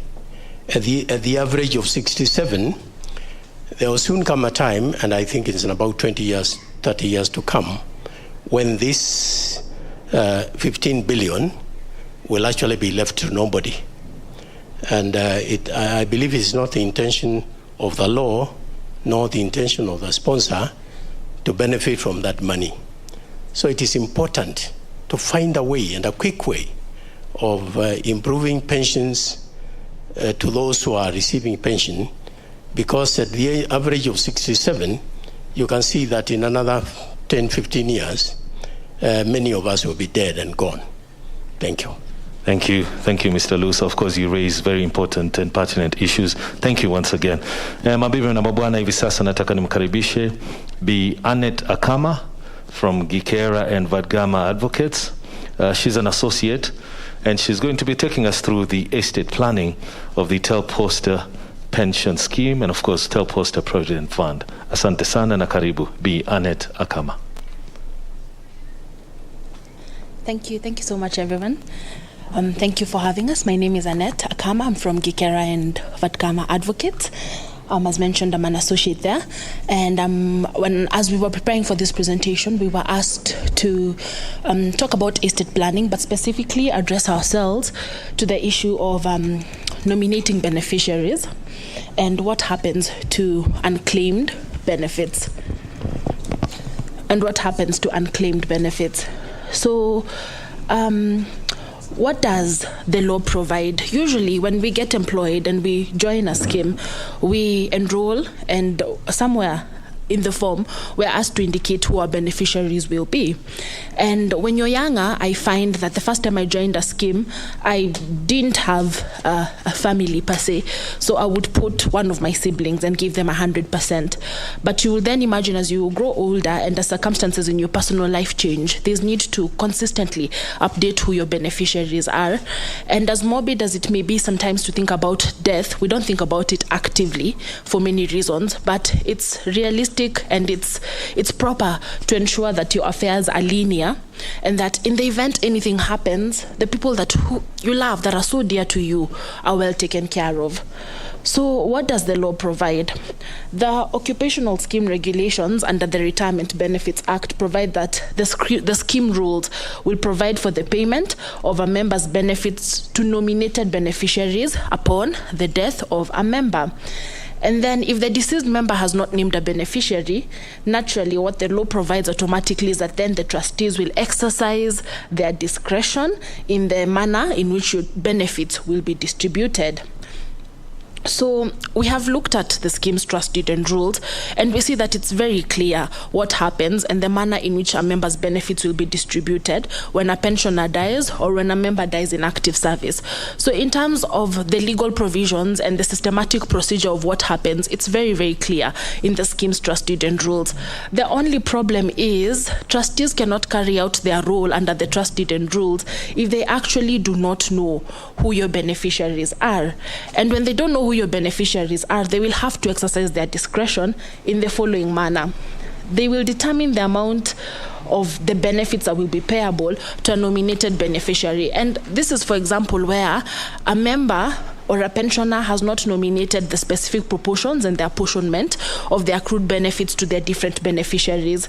So unfortunately, in such a situation, the trustees will have to now decide, because the member didn't indicate, they'll have to exercise their own discretion to determine the apportionment of benefits payable to nominated beneficiaries.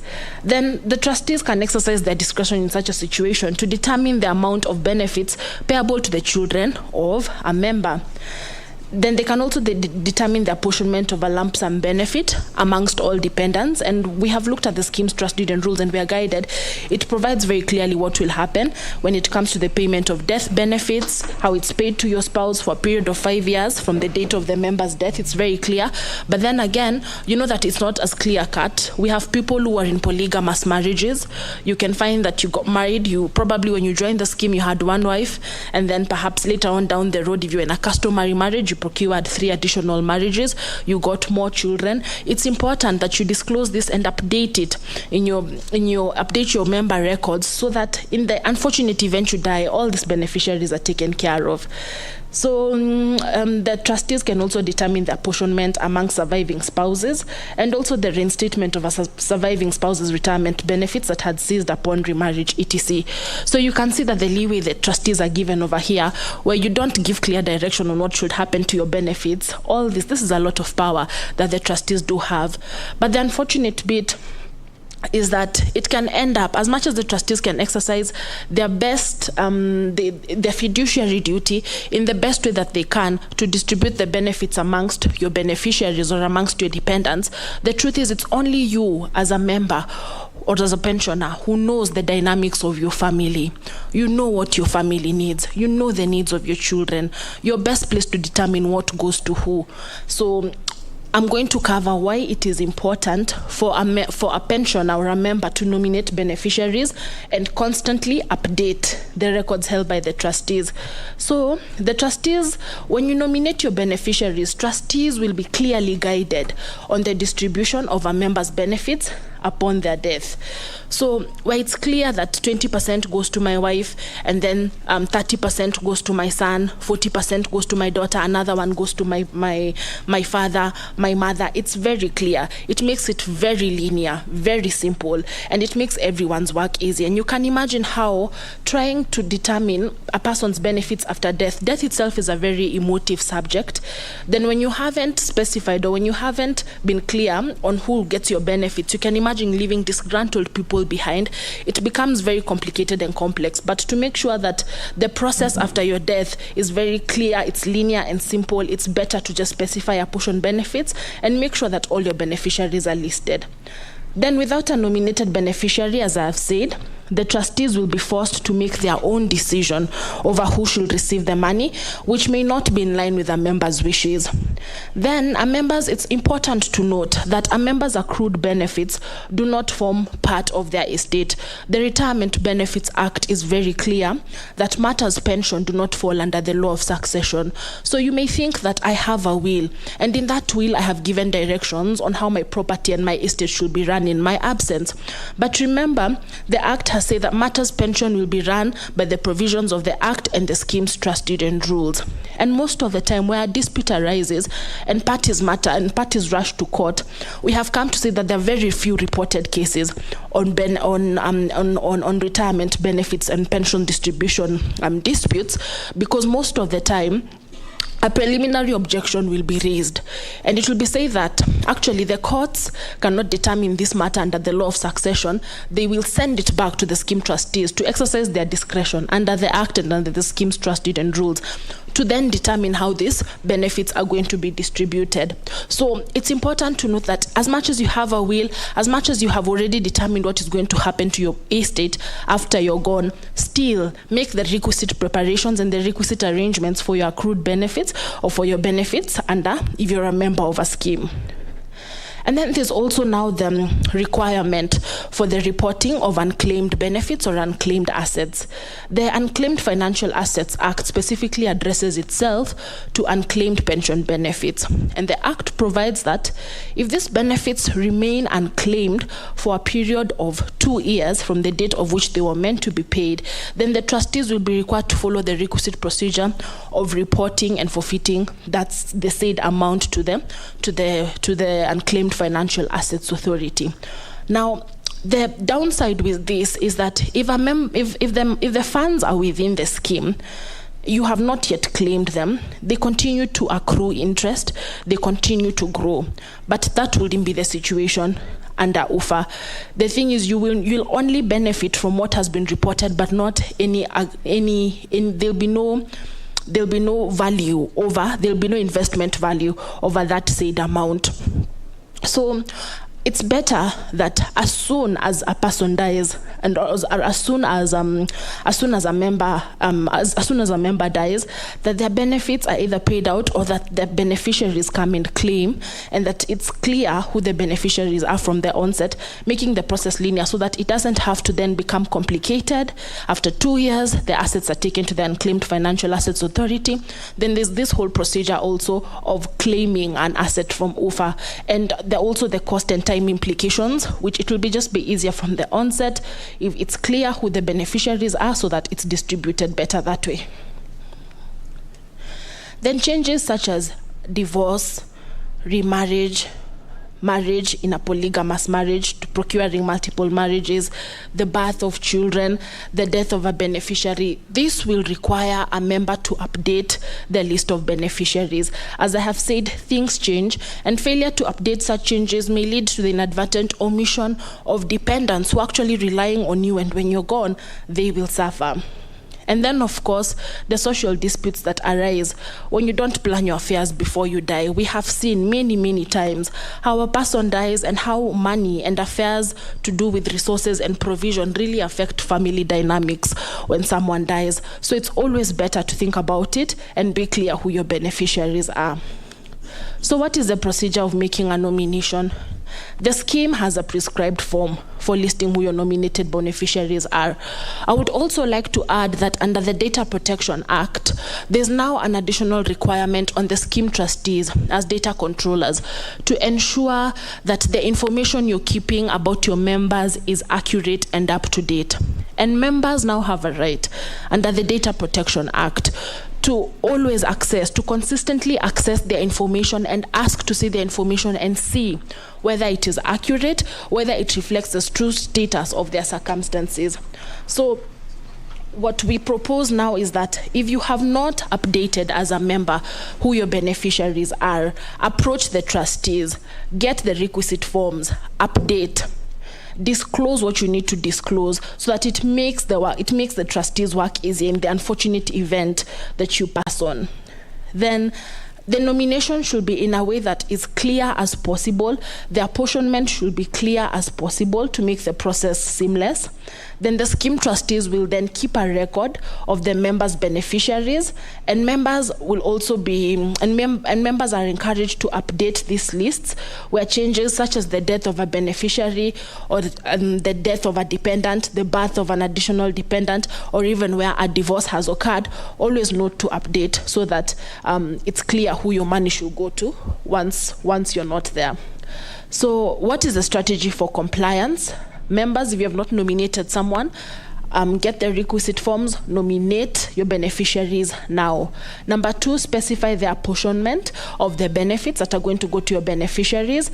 And then number 3, if you've already nominated your beneficiaries, but it's been a long while and changes have happened in your personal life, review and update the current list of beneficiaries to accommodate any changes that might have occurred. So that's it on the issue of nomination of beneficiaries and updating your lists. And separately, I was asked to briefly cover the issue of estate planning in respect to wills and why it's important to also plan your matters outside of the scheme. We have an estate planning department, and we encourage our clients to actively think about what will happen when you're not there. So what is a will? It's basically a declaration of what will happen to your estate when you're not there, and I'm sure we all know that. But the importance of having a will is that you give clear directions for what should happen to your property, to your estate once you're not there. A will is, it's not as complicated, and I think as Africans we have this sort of apprehension. If I draft a will, I'm drawing my death closer. Not necessarily, but the truth is it's a very simple construct. It's not expensive as most people think. All it needs for your will to be valid is that you must be of sound mind when you're doing it. You have 2 independent witnesses to sign against your will, and then after that, when you die, it's very clear and simple then what should happen to your property. I'm told that we are lost for time, but our contacts are available. We remain available to advise members on what they should do in terms of estate planning, and we thank Telposta for giving us this opportunity to present at your AGM. Thank you. Thank you, Madam Aneta Kama, Associate Kikera and Vadgama Advocates. Thank you so much for your presentation. I'd like now to invite Bwana Gabriel Chepkoni. Sisi sote tumesikia kwamba anastaafu sasa hii mara yake ya pili. Itakuwa vyema tusikie sauti yake. He's a trustee, of course, Telposta Pension Scheme, and I'm inviting him to do a presentation about the remuneration of trustees. Karibu sana. Okay, thank you once more, Bwana Nebno Tabu. Members, Chair, allow me to make a report on remuneration of trustees of both the scheme and the fund. This is provided for by the Regulations Benefits Authority from our regulator here, Madam Caroline Wabwire, and the team at the office. So Regulation 7G of the Retirement Benefits, Regulations 2000 states that every scheme shall have rules which provide for the remuneration of trustees. Clause number 15 of the Telposta Pension Scheme and Telposta Provident Fund Trustees and Rules states that a trustee shall be remunerated in such a manner as may be agreed in writing from time to time between the trustees and the founder, where the founder in our case is Telkom Kenya Limited. And when trustees do come and sit and transact business of the day, there are meetings that are held. And for Board of Trustees meetings, there is an allowance that is given to a member when they sit. From the scheme side, that is TPS, there is a gross allowance of Kenya shillings 18,750, which is given to a member when he or she sits in that TPS meeting. And when they are transacting the issues of TPF, a member Board of Trustee is given an allowance of Kenya shillings 6,250 gross by any sitting. We also have committee meetings members, and when we do sit, there is a payment of Kenya shillings 15,000 gross per sitting. And as you know, we have to give Kaisari what is due to him. So for a board meeting, main board, Madam Chair, there is a taxable fee of Kenya shillings 6,250. For committee meetings, there is a tax which is levied at Kenya shillings 5,000, and that has to be done. And at the end of every financial year, we do returns to KRA. That has to be done. This year, last financial year, Madam Chair, we had 9 board meetings and 17 committee meetings.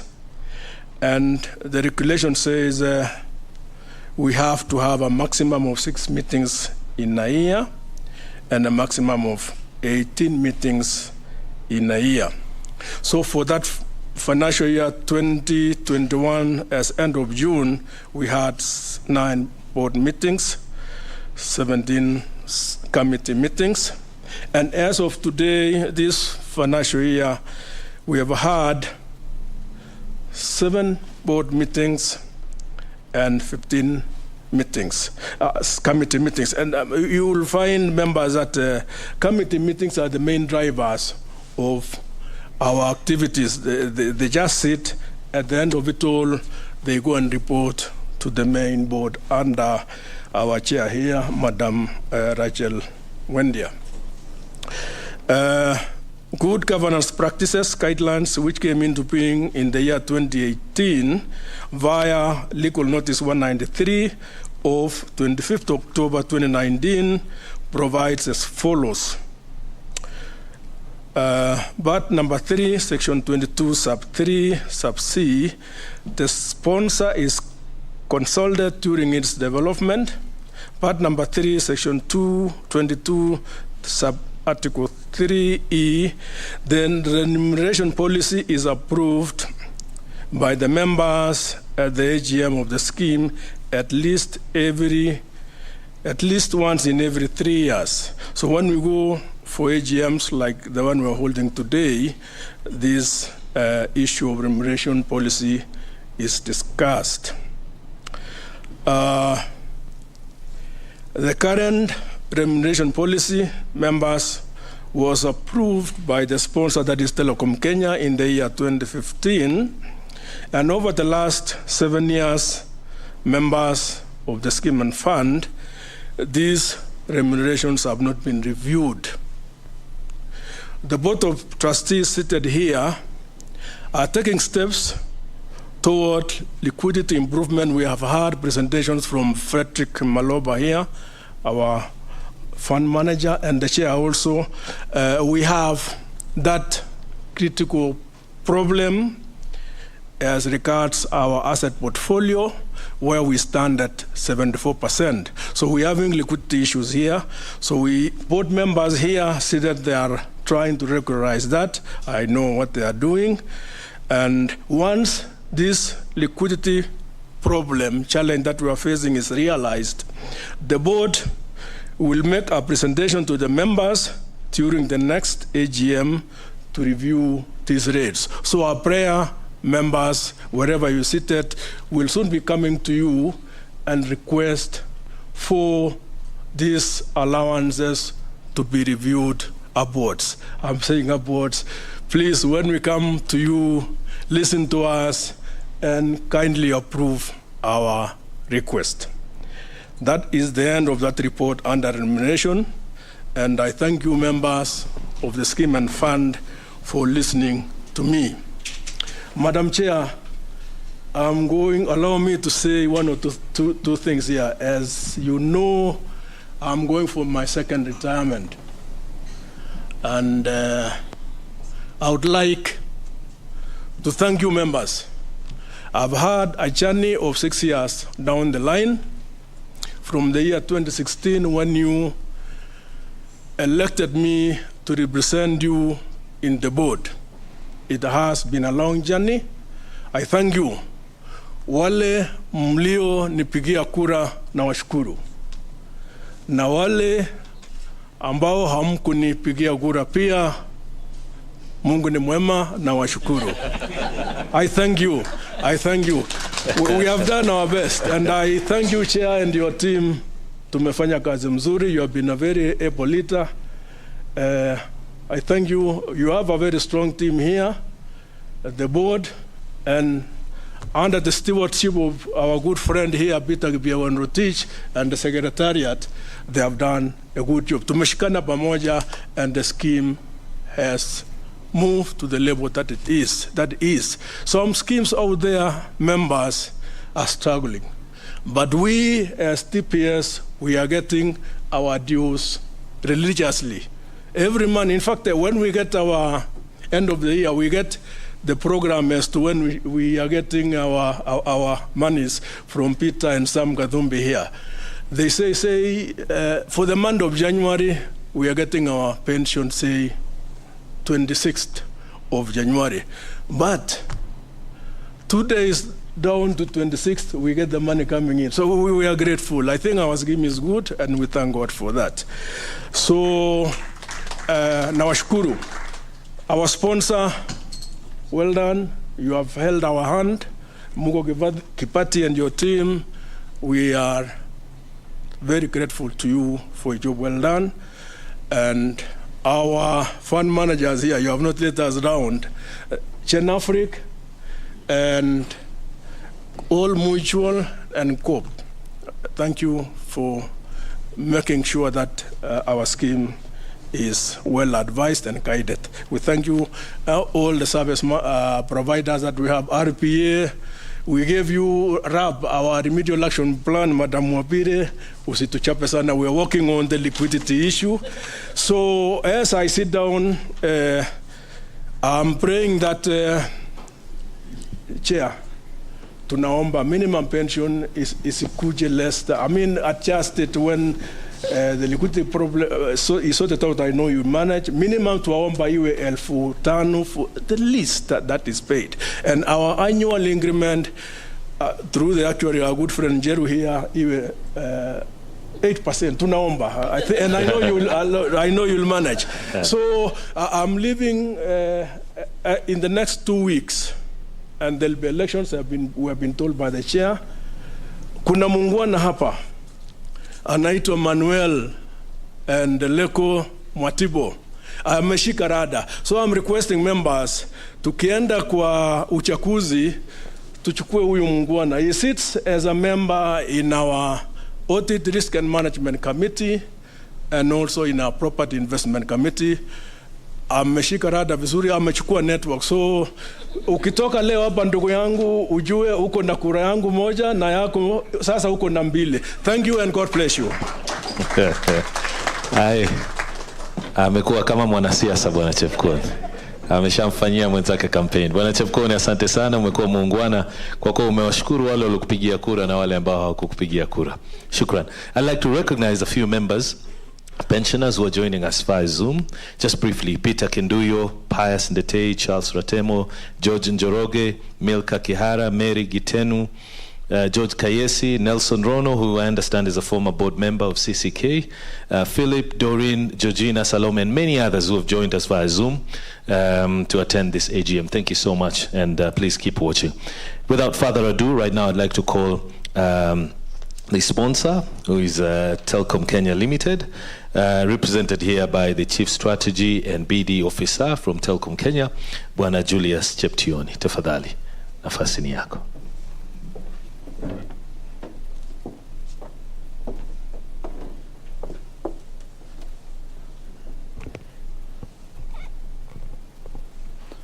Amjambo.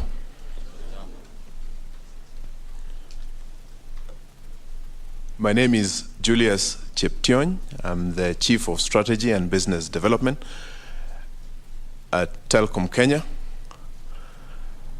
And on this occasion, at this very moment, I stand on the steps of the founder and sponsor, Telkom Kenya, whose Chief Executive Officer, Mr. Mugo Kibati, would have wished to be with you, but couldn't due to unavoidable circumstances.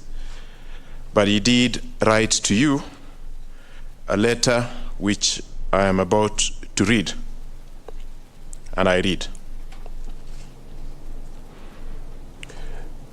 The chair of Telposta Pension Fund, Pension Scheme and Provident Fund, the Board of Trustees, your team, the regulator, RBA, members, wherever you are, here and elsewhere, good afternoon. I wish to congratulate you on the occasion of your 18th AGM. You are holding this event like the previous one in 2021, actually in this room, at a time when human existence is challenged by the COVID-19 pandemic. Indeed, this pandemic has reset how we relate to and with each other, and in effect accelerated the use of digital media for social interactions. At Telkom Kenya, we continue to power this digital transformation for the benefit of our society. But at the onset, I will take the opportunity to thank each one of you for your years of service, whether at East Africa Post and Telecommunication, or at Kenya Post and Telecommunication Corporation, or at Telkom Kenya Limited before and after privatization. Telkom Kenya is today building on strong consumer-centric ethos and is committed to providing innovative, accessible, and refreshingly simple communication solutions that suit customers' everyday communication needs. Our services are primarily offered through our service delivery units, that's a digital business unit that offers data center services, cloud, managed services, connectivity, broadband, carrier-to-carrier traffic, and backbone infrastructure. And secondly, consumer that offers data, service, value-added services, and content. And thirdly, our new baby, the digital financial services through our platform, Tcash, which we recently integrated to other networks so that users of Tcash can now pay to the till to the M-Pesa till wherever they are. It is therefore my hope that each and every one of you is a consumer or a customer of this great brand you help build at different times of your lives. At this AGM, my attention is drawn to an ongoing dialogue regarding the payment of bonus during this period, as had been done to members 3 years ago. I wish to clarify as follows, and as I think the presentations have made the point, but I wish to clarify as a sponsor and founder that occupational retirement benefit schemes exist with an employer who sponsors the pension scheme arrangements of the employees. Your scheme and fund is a defined benefit scheme that is guaranteed by Telkom Kenya Limited, who acts as the sponsor for the life of the scheme.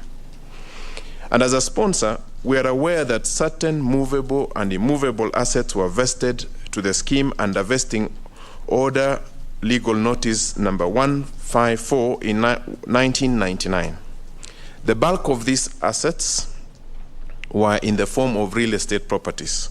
The scheme has been successful in the sale of some of these properties. However, some efforts have not been without challenges. Their efforts have not been without challenges, especially on properties that were vested to the scheme without title deeds or had been illegally acquired by third parties. Telkom Kenya is supporting the scheme to aggressively pursue the grab properties belonging to the scheme. At the same time, as your sponsor, we're working with the scheme to realign the scheme's asset portfolio through the sale of properties that are not encumbered.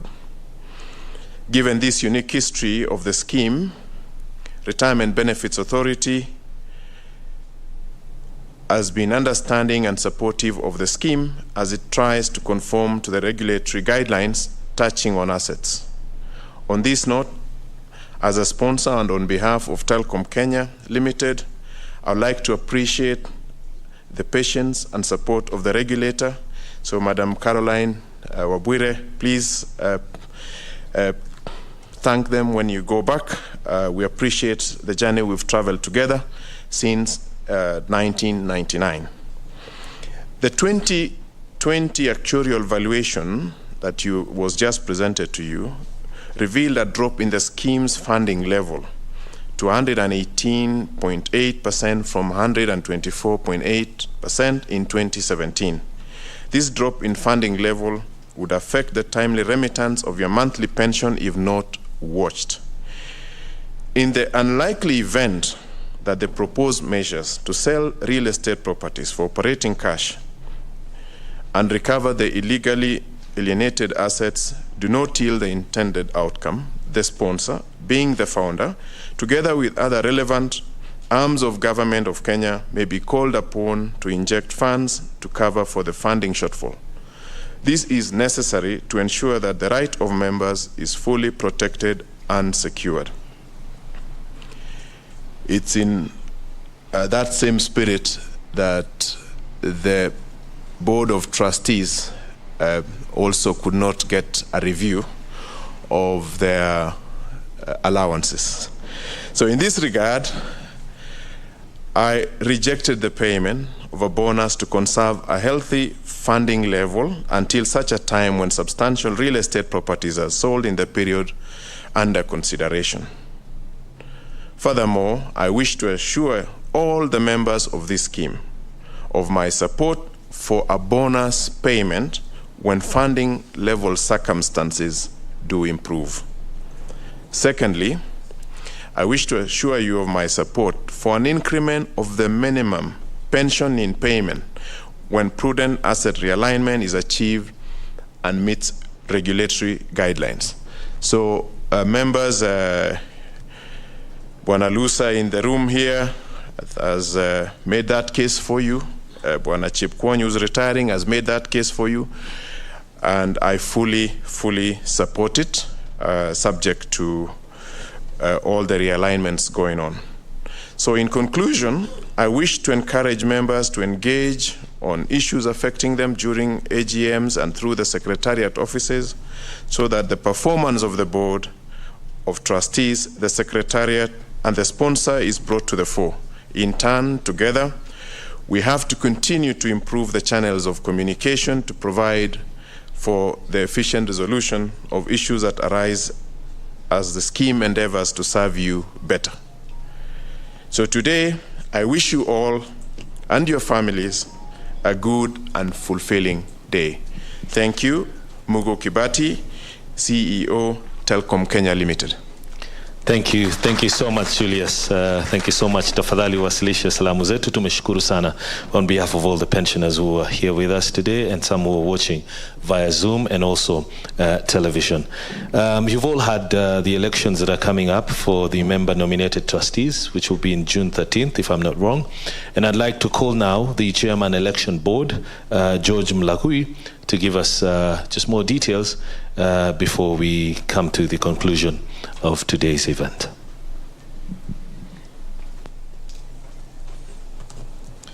Thank you, Nimrod. I think to make it a bit easier, I'll try and stick to our other national language. Kwa hivyo, itifaki zote zikizingatiwa, langu tu ni kuwakilisha bodi ya uchaguzi ya fuko la malipo ya uzeeni ya Telposta ni TPS. Na kama nilivyomuelezewa ni kwamba kunako nafasi mbili za wadhamini ambazo zitakuwa wazi mwezi ujao. Na kama tunaweza kuendelea kwenye hizo slides tafadhali. Inayofuata hapo. Na kama tulivyoelezewa kunako wawili walio hapa hata mzao zimeisha, na mmoja kati wa wawili atakuwa anaelekea kabisa katika ulivyosema katika Kiingereza second retirement, bwana Gabriel Chepkwony, na kuna mwenzake Mwala Ndeleko ambaye pia hatamu yake itakuwa inaisha hatamu yake ya kwanza.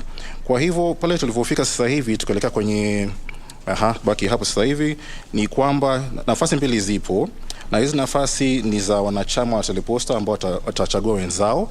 Kwa hivyo hawa si sponsor nominated, ni member nominated ama watachaguliwa na wanachama wenzao.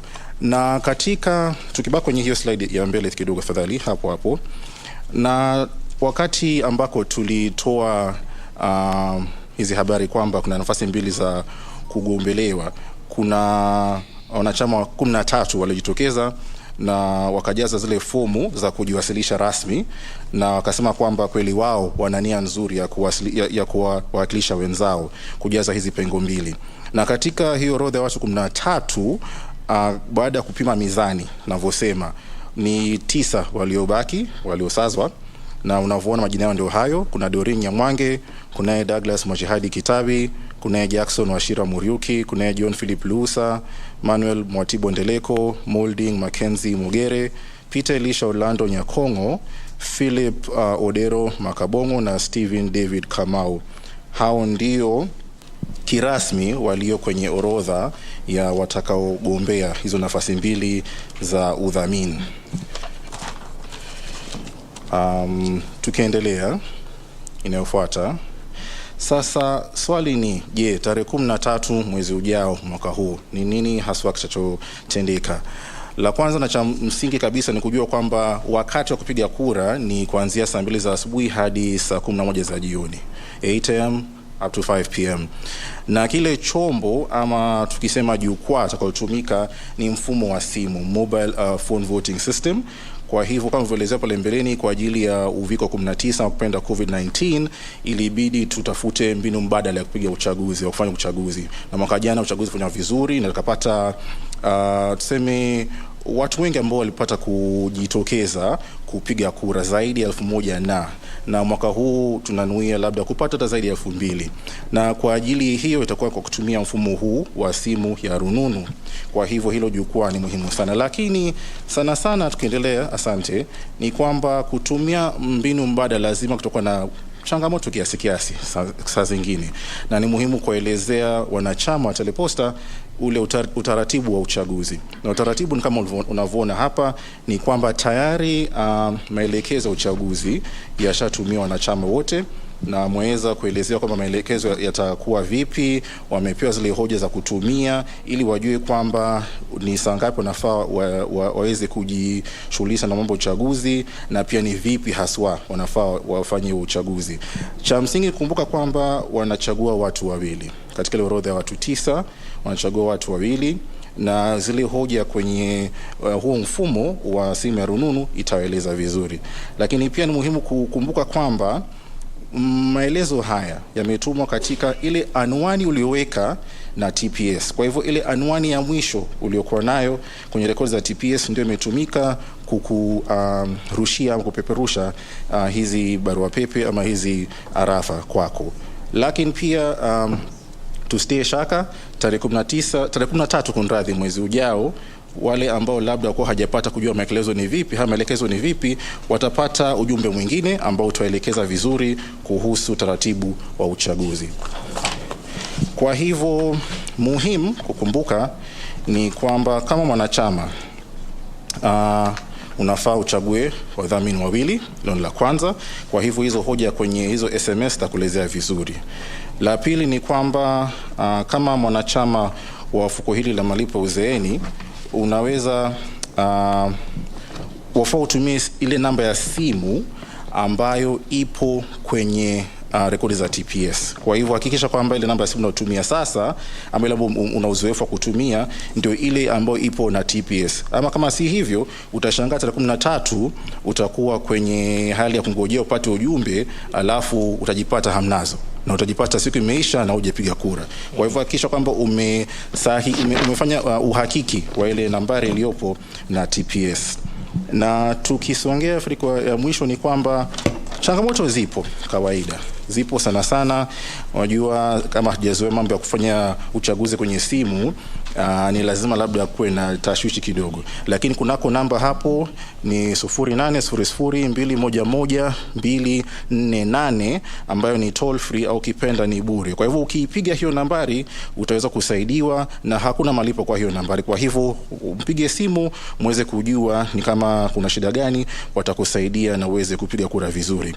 Yote 9 na la mwisho ni kimnukuu mwakilishi wa mamlaka ya mafao ya ustaafu yani RBA alivyosema, lazima mchague wadhamini ambao wana nia nzuri, wadhamini ambao kweli wapo na zile azma zenu moyoni. Kwa hivyo ni watu ambao kweli watawawakilisha vyema, na ni lazima basi nitoe rai, na rai hii ni kwa wanachama waweze kutenga muda hiyo tarehe 13 mwezi ujao ili kuchagua mdhamini ama wadhamini, maana ni wawili, watakao wafaa vyema kwa yote, na kwamba wale ambao watakavyosema hiyo siku ya uchaguzi ama katika huu muda wa kampeni, kisema muda wa kampeni sasa ni mwingi sasa hivi, lakini muktadha wa TPS katika muda wa kampeni uweze pia kuatilia mkazo kwa mbele siku wakishaapishwa kweli waliosema watayafanya watatenda kweli.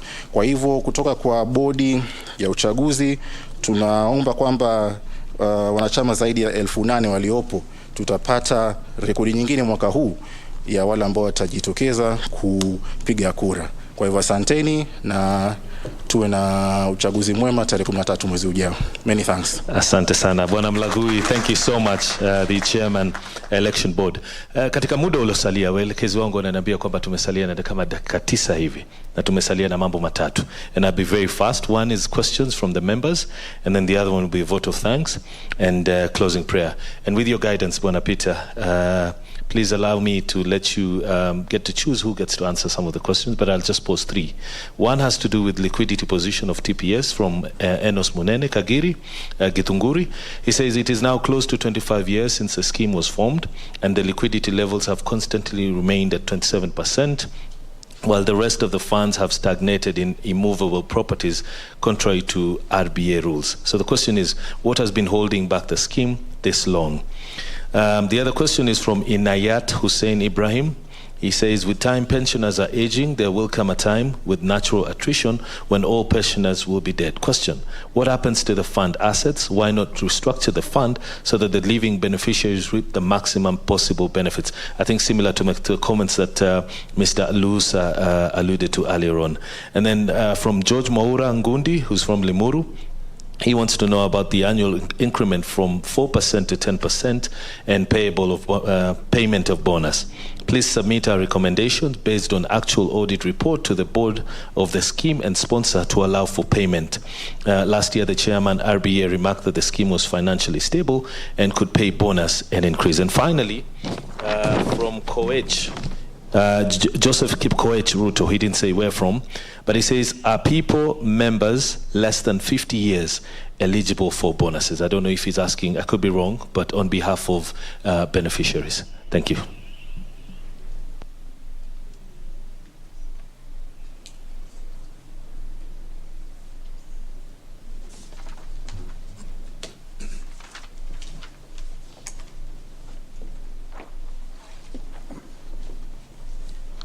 Thank you, members, for the questions that you have asked.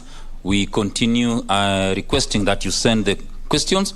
We shall compile the answers and we will respond to you when we shall be sending you the minutes of this year's annual general meeting. We will ensure that you all get the responses. Let me now go to the answers to the questions that have been asked. There is a member, deferred member, who is below the age of 50 and has asked, are people less than 50 eligible for bonus? Members in deferment do get a 4% re-evaluation of their benefits every year, unlike members who are in receipt of a monthly pension. Members in receipt of a monthly pension do get a 3% annual increment. So the re-evaluation of your benefits at 4% every year is far much higher to cushion you when compared to persons in receipt of a monthly pension.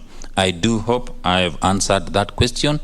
With respect to the bonus questions that have been asked by members, I think that's the majority of members. We have seen the mails that have come in.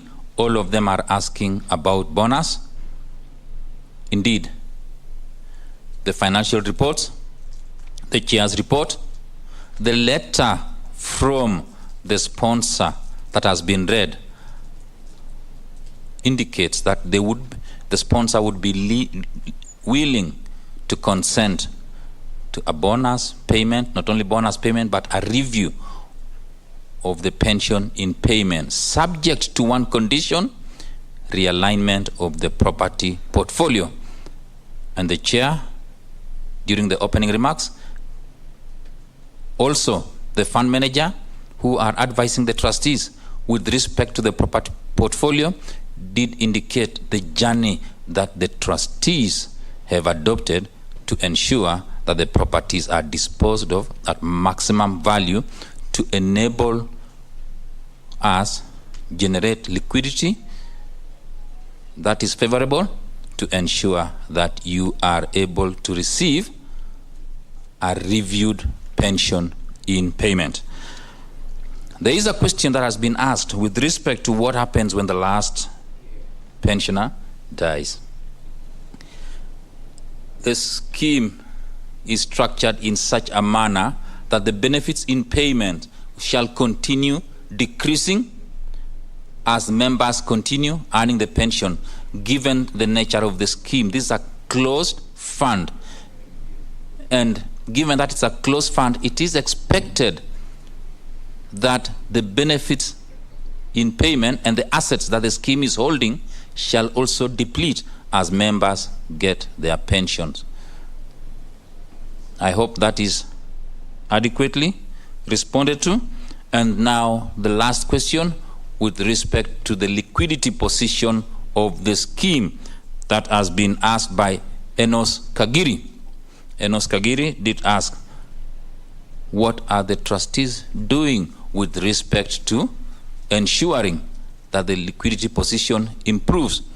The trustees, I would like to assure the members, have put in place measures that shall enable us, once we get the approval from the necessary government of Kenya entities, we shall proceed to dispose the properties in such a manner that you get maximum return that ultimately goes into improving the benefits in payment.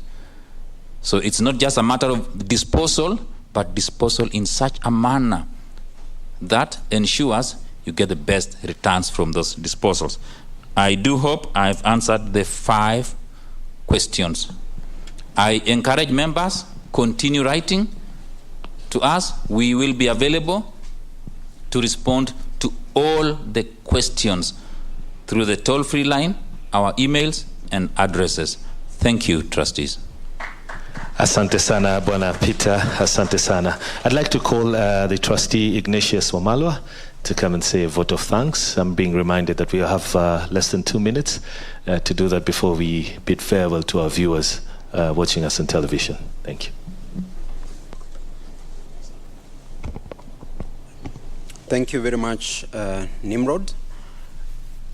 To our esteemed members, my name is Ignatius Wamalwa, the Head of Finance Controlling at Telecom Kenya, and a trustee at Telposta Pension Scheme. It's my pleasure and great honor to give this vote of thanks on behalf of the trustees of the Telposta Pension Scheme.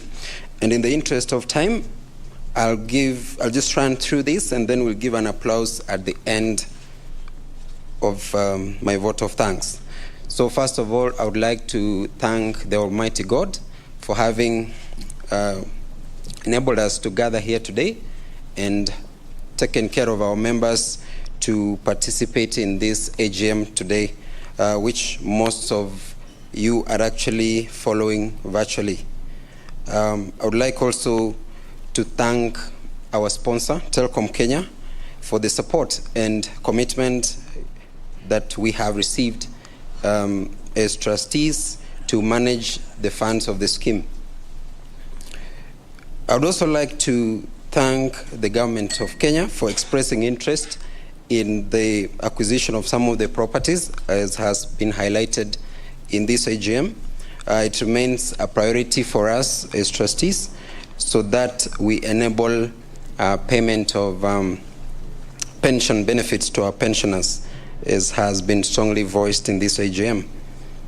And we trust that the ongoing engagements will actually yield fruit.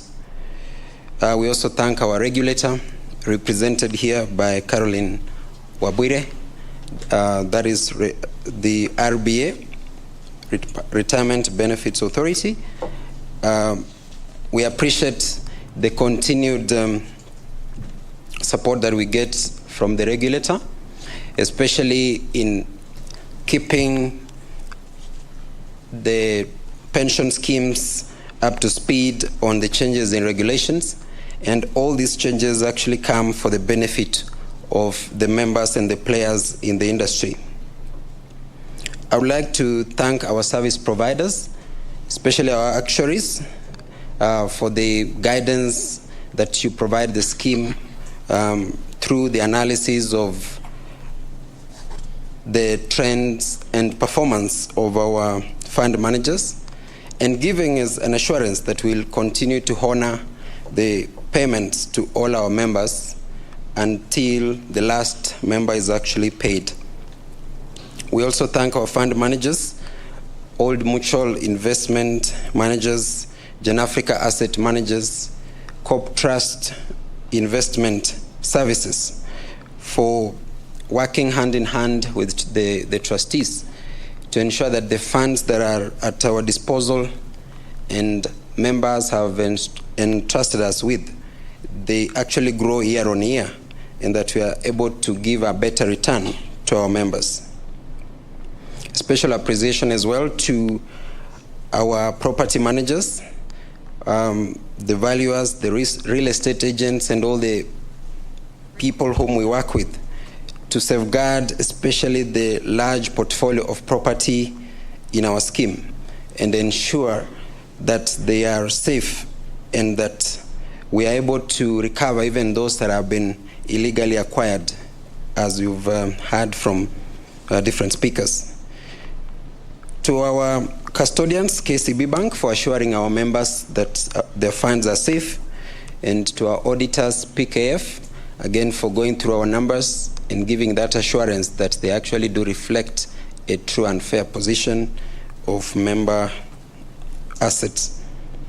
To our scheme lawyers, whom we work hand in hand to handle the various matters relating to the different court cases that are still ongoing, that we are pursuing to ensure we bring them to a close.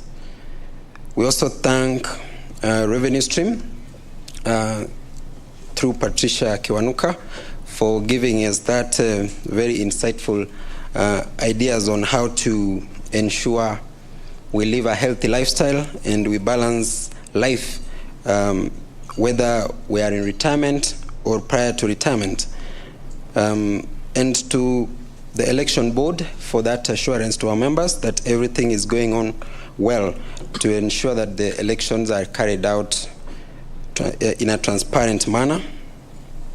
We wish to thank our secretariat under the leadership of Peter Rotich for the commitment and good work that they continue to do, serving our members and ensuring that any queries that are raised are addressed on time, and also ensuring that payments are made on time. I wish to thank in a special way our Board of Trustees through the chair for the leadership that we continue to have and work together as a team to address all the issues that are affecting our scheme, and above all to ensure that our member interests are number one priority for us. Today we are having this AGM, and because members are not able to attend in person, I must appreciate our media houses, Royal Media Services and Kenya Broadcasting Corporation, for making it possible for actually transmit this annual general meeting live to our members. And those who are also able to follow through our social media platforms, we really appreciate for leveraging technology to make this possible. We also thank our hosts, Hilton Limited, for hosting this physical session of the AGM, and everyone working behind the scenes to ensure that this event has gone on successfully. So I request that each one of you, and even those who are following this virtually, we give a round of applause to all the participants of this event that I've mentioned, and even those whom I've not mentioned, kindly. So mwisho kabisa, ningependa kuwashukuru wanachama wetu popote mlipo. Langu ni kuwaombea Mungu awalinde na awajalie afya njema ili muweze kuishi maisha marefu. Asanteni. Asante Nimrod. Asante sana Bwana Wamalwa. And as we conclude, I'll now want to call upon Trustee Rosabel Bai to close with a word of prayer.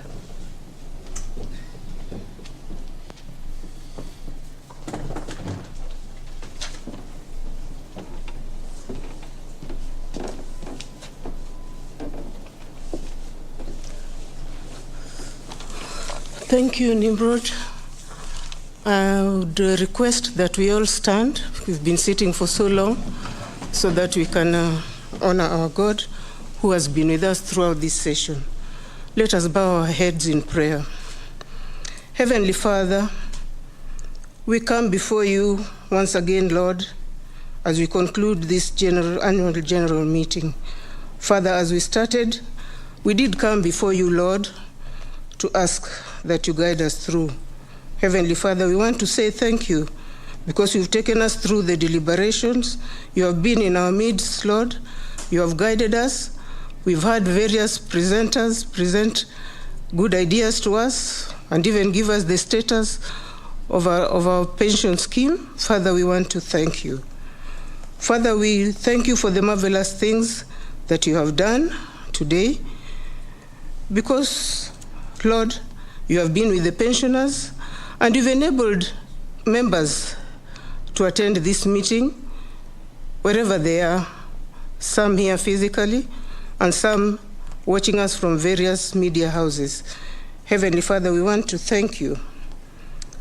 Father, we pray that as we live here, Father, may you cover each and every one of us with the blood of Jesus. Some will be traveling outside Nairobi using various means. Oh Lord, may you be with them. Father, we thank you for everybody who's participated here, and we pray that you bless them abundantly. Even those who have watched us in various media houses, Father, we pray that you give them good health now and beyond. We thank you, Lord, because you have favored our scheme. And we pray that, Lord, you'll continue to be with us because we put you first. We pray for knowledge that you've given us and given the Board of Trustees, Lord, and they've been working together as a team. We want to thank you for this. We pray, Lord, that you be with us and you be with our families wherever they are. Heavenly Father, we want to thank you for answering our prayers whenever we call. It is in the name of Jesus that we have prayed and we trust. Amen. Thank you, Madam Rose Belambai. To all the viewers who've been watching us on television, I'd like to say thank you so much on behalf of the Board of Trustees. The end of the Telposta pension scheme annual general meeting, the 18th of its kind, and it has been happening here at the Hilton Hotel. A number of issues have come to the fore at this AGM, including the low liquidity of the scheme at 27%, which is lower than the required just percentage by the Retirement Benefits Authority. And the members have agreed that there is a need to liquidate some of the property that they have to make sure that that liquidity is raised. Also, the members have also been just told how to lead healthy lives in retirement.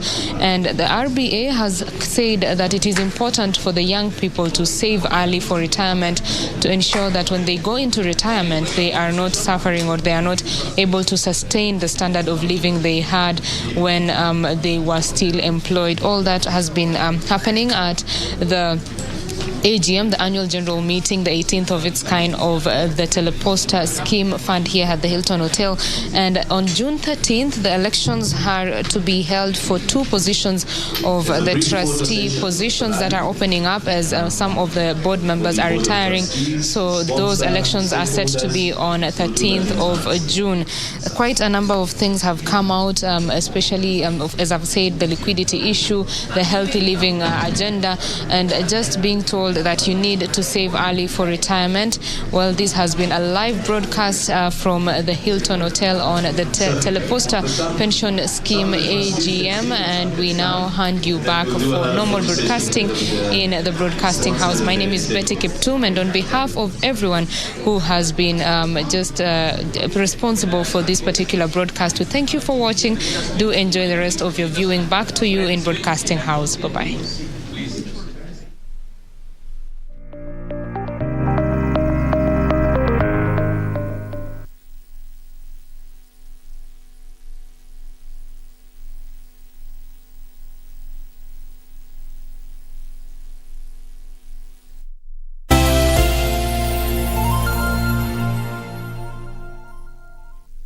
Mpambe Gibson Gadhu Mbugwa almaarufu prosecutor kwenye kipindi ukipendacho Vioja Mahakamani kwenye runinga ya KBC Channel 1 anaomba usaidizi wako kudhibiti gharama ya matibabu ya figo. Jamaa na marafiki wameandaa mchango mnamo tarehe 11 mwezi ujao wa 6 kwenye ukumbi wa Charter Hall, jumba la City Hall jijini Nairobi. Waweza kutuma mchango wako kwa paybill number 247247, nambari ya akaunti 777626. Gibson amekuwa mwanani wako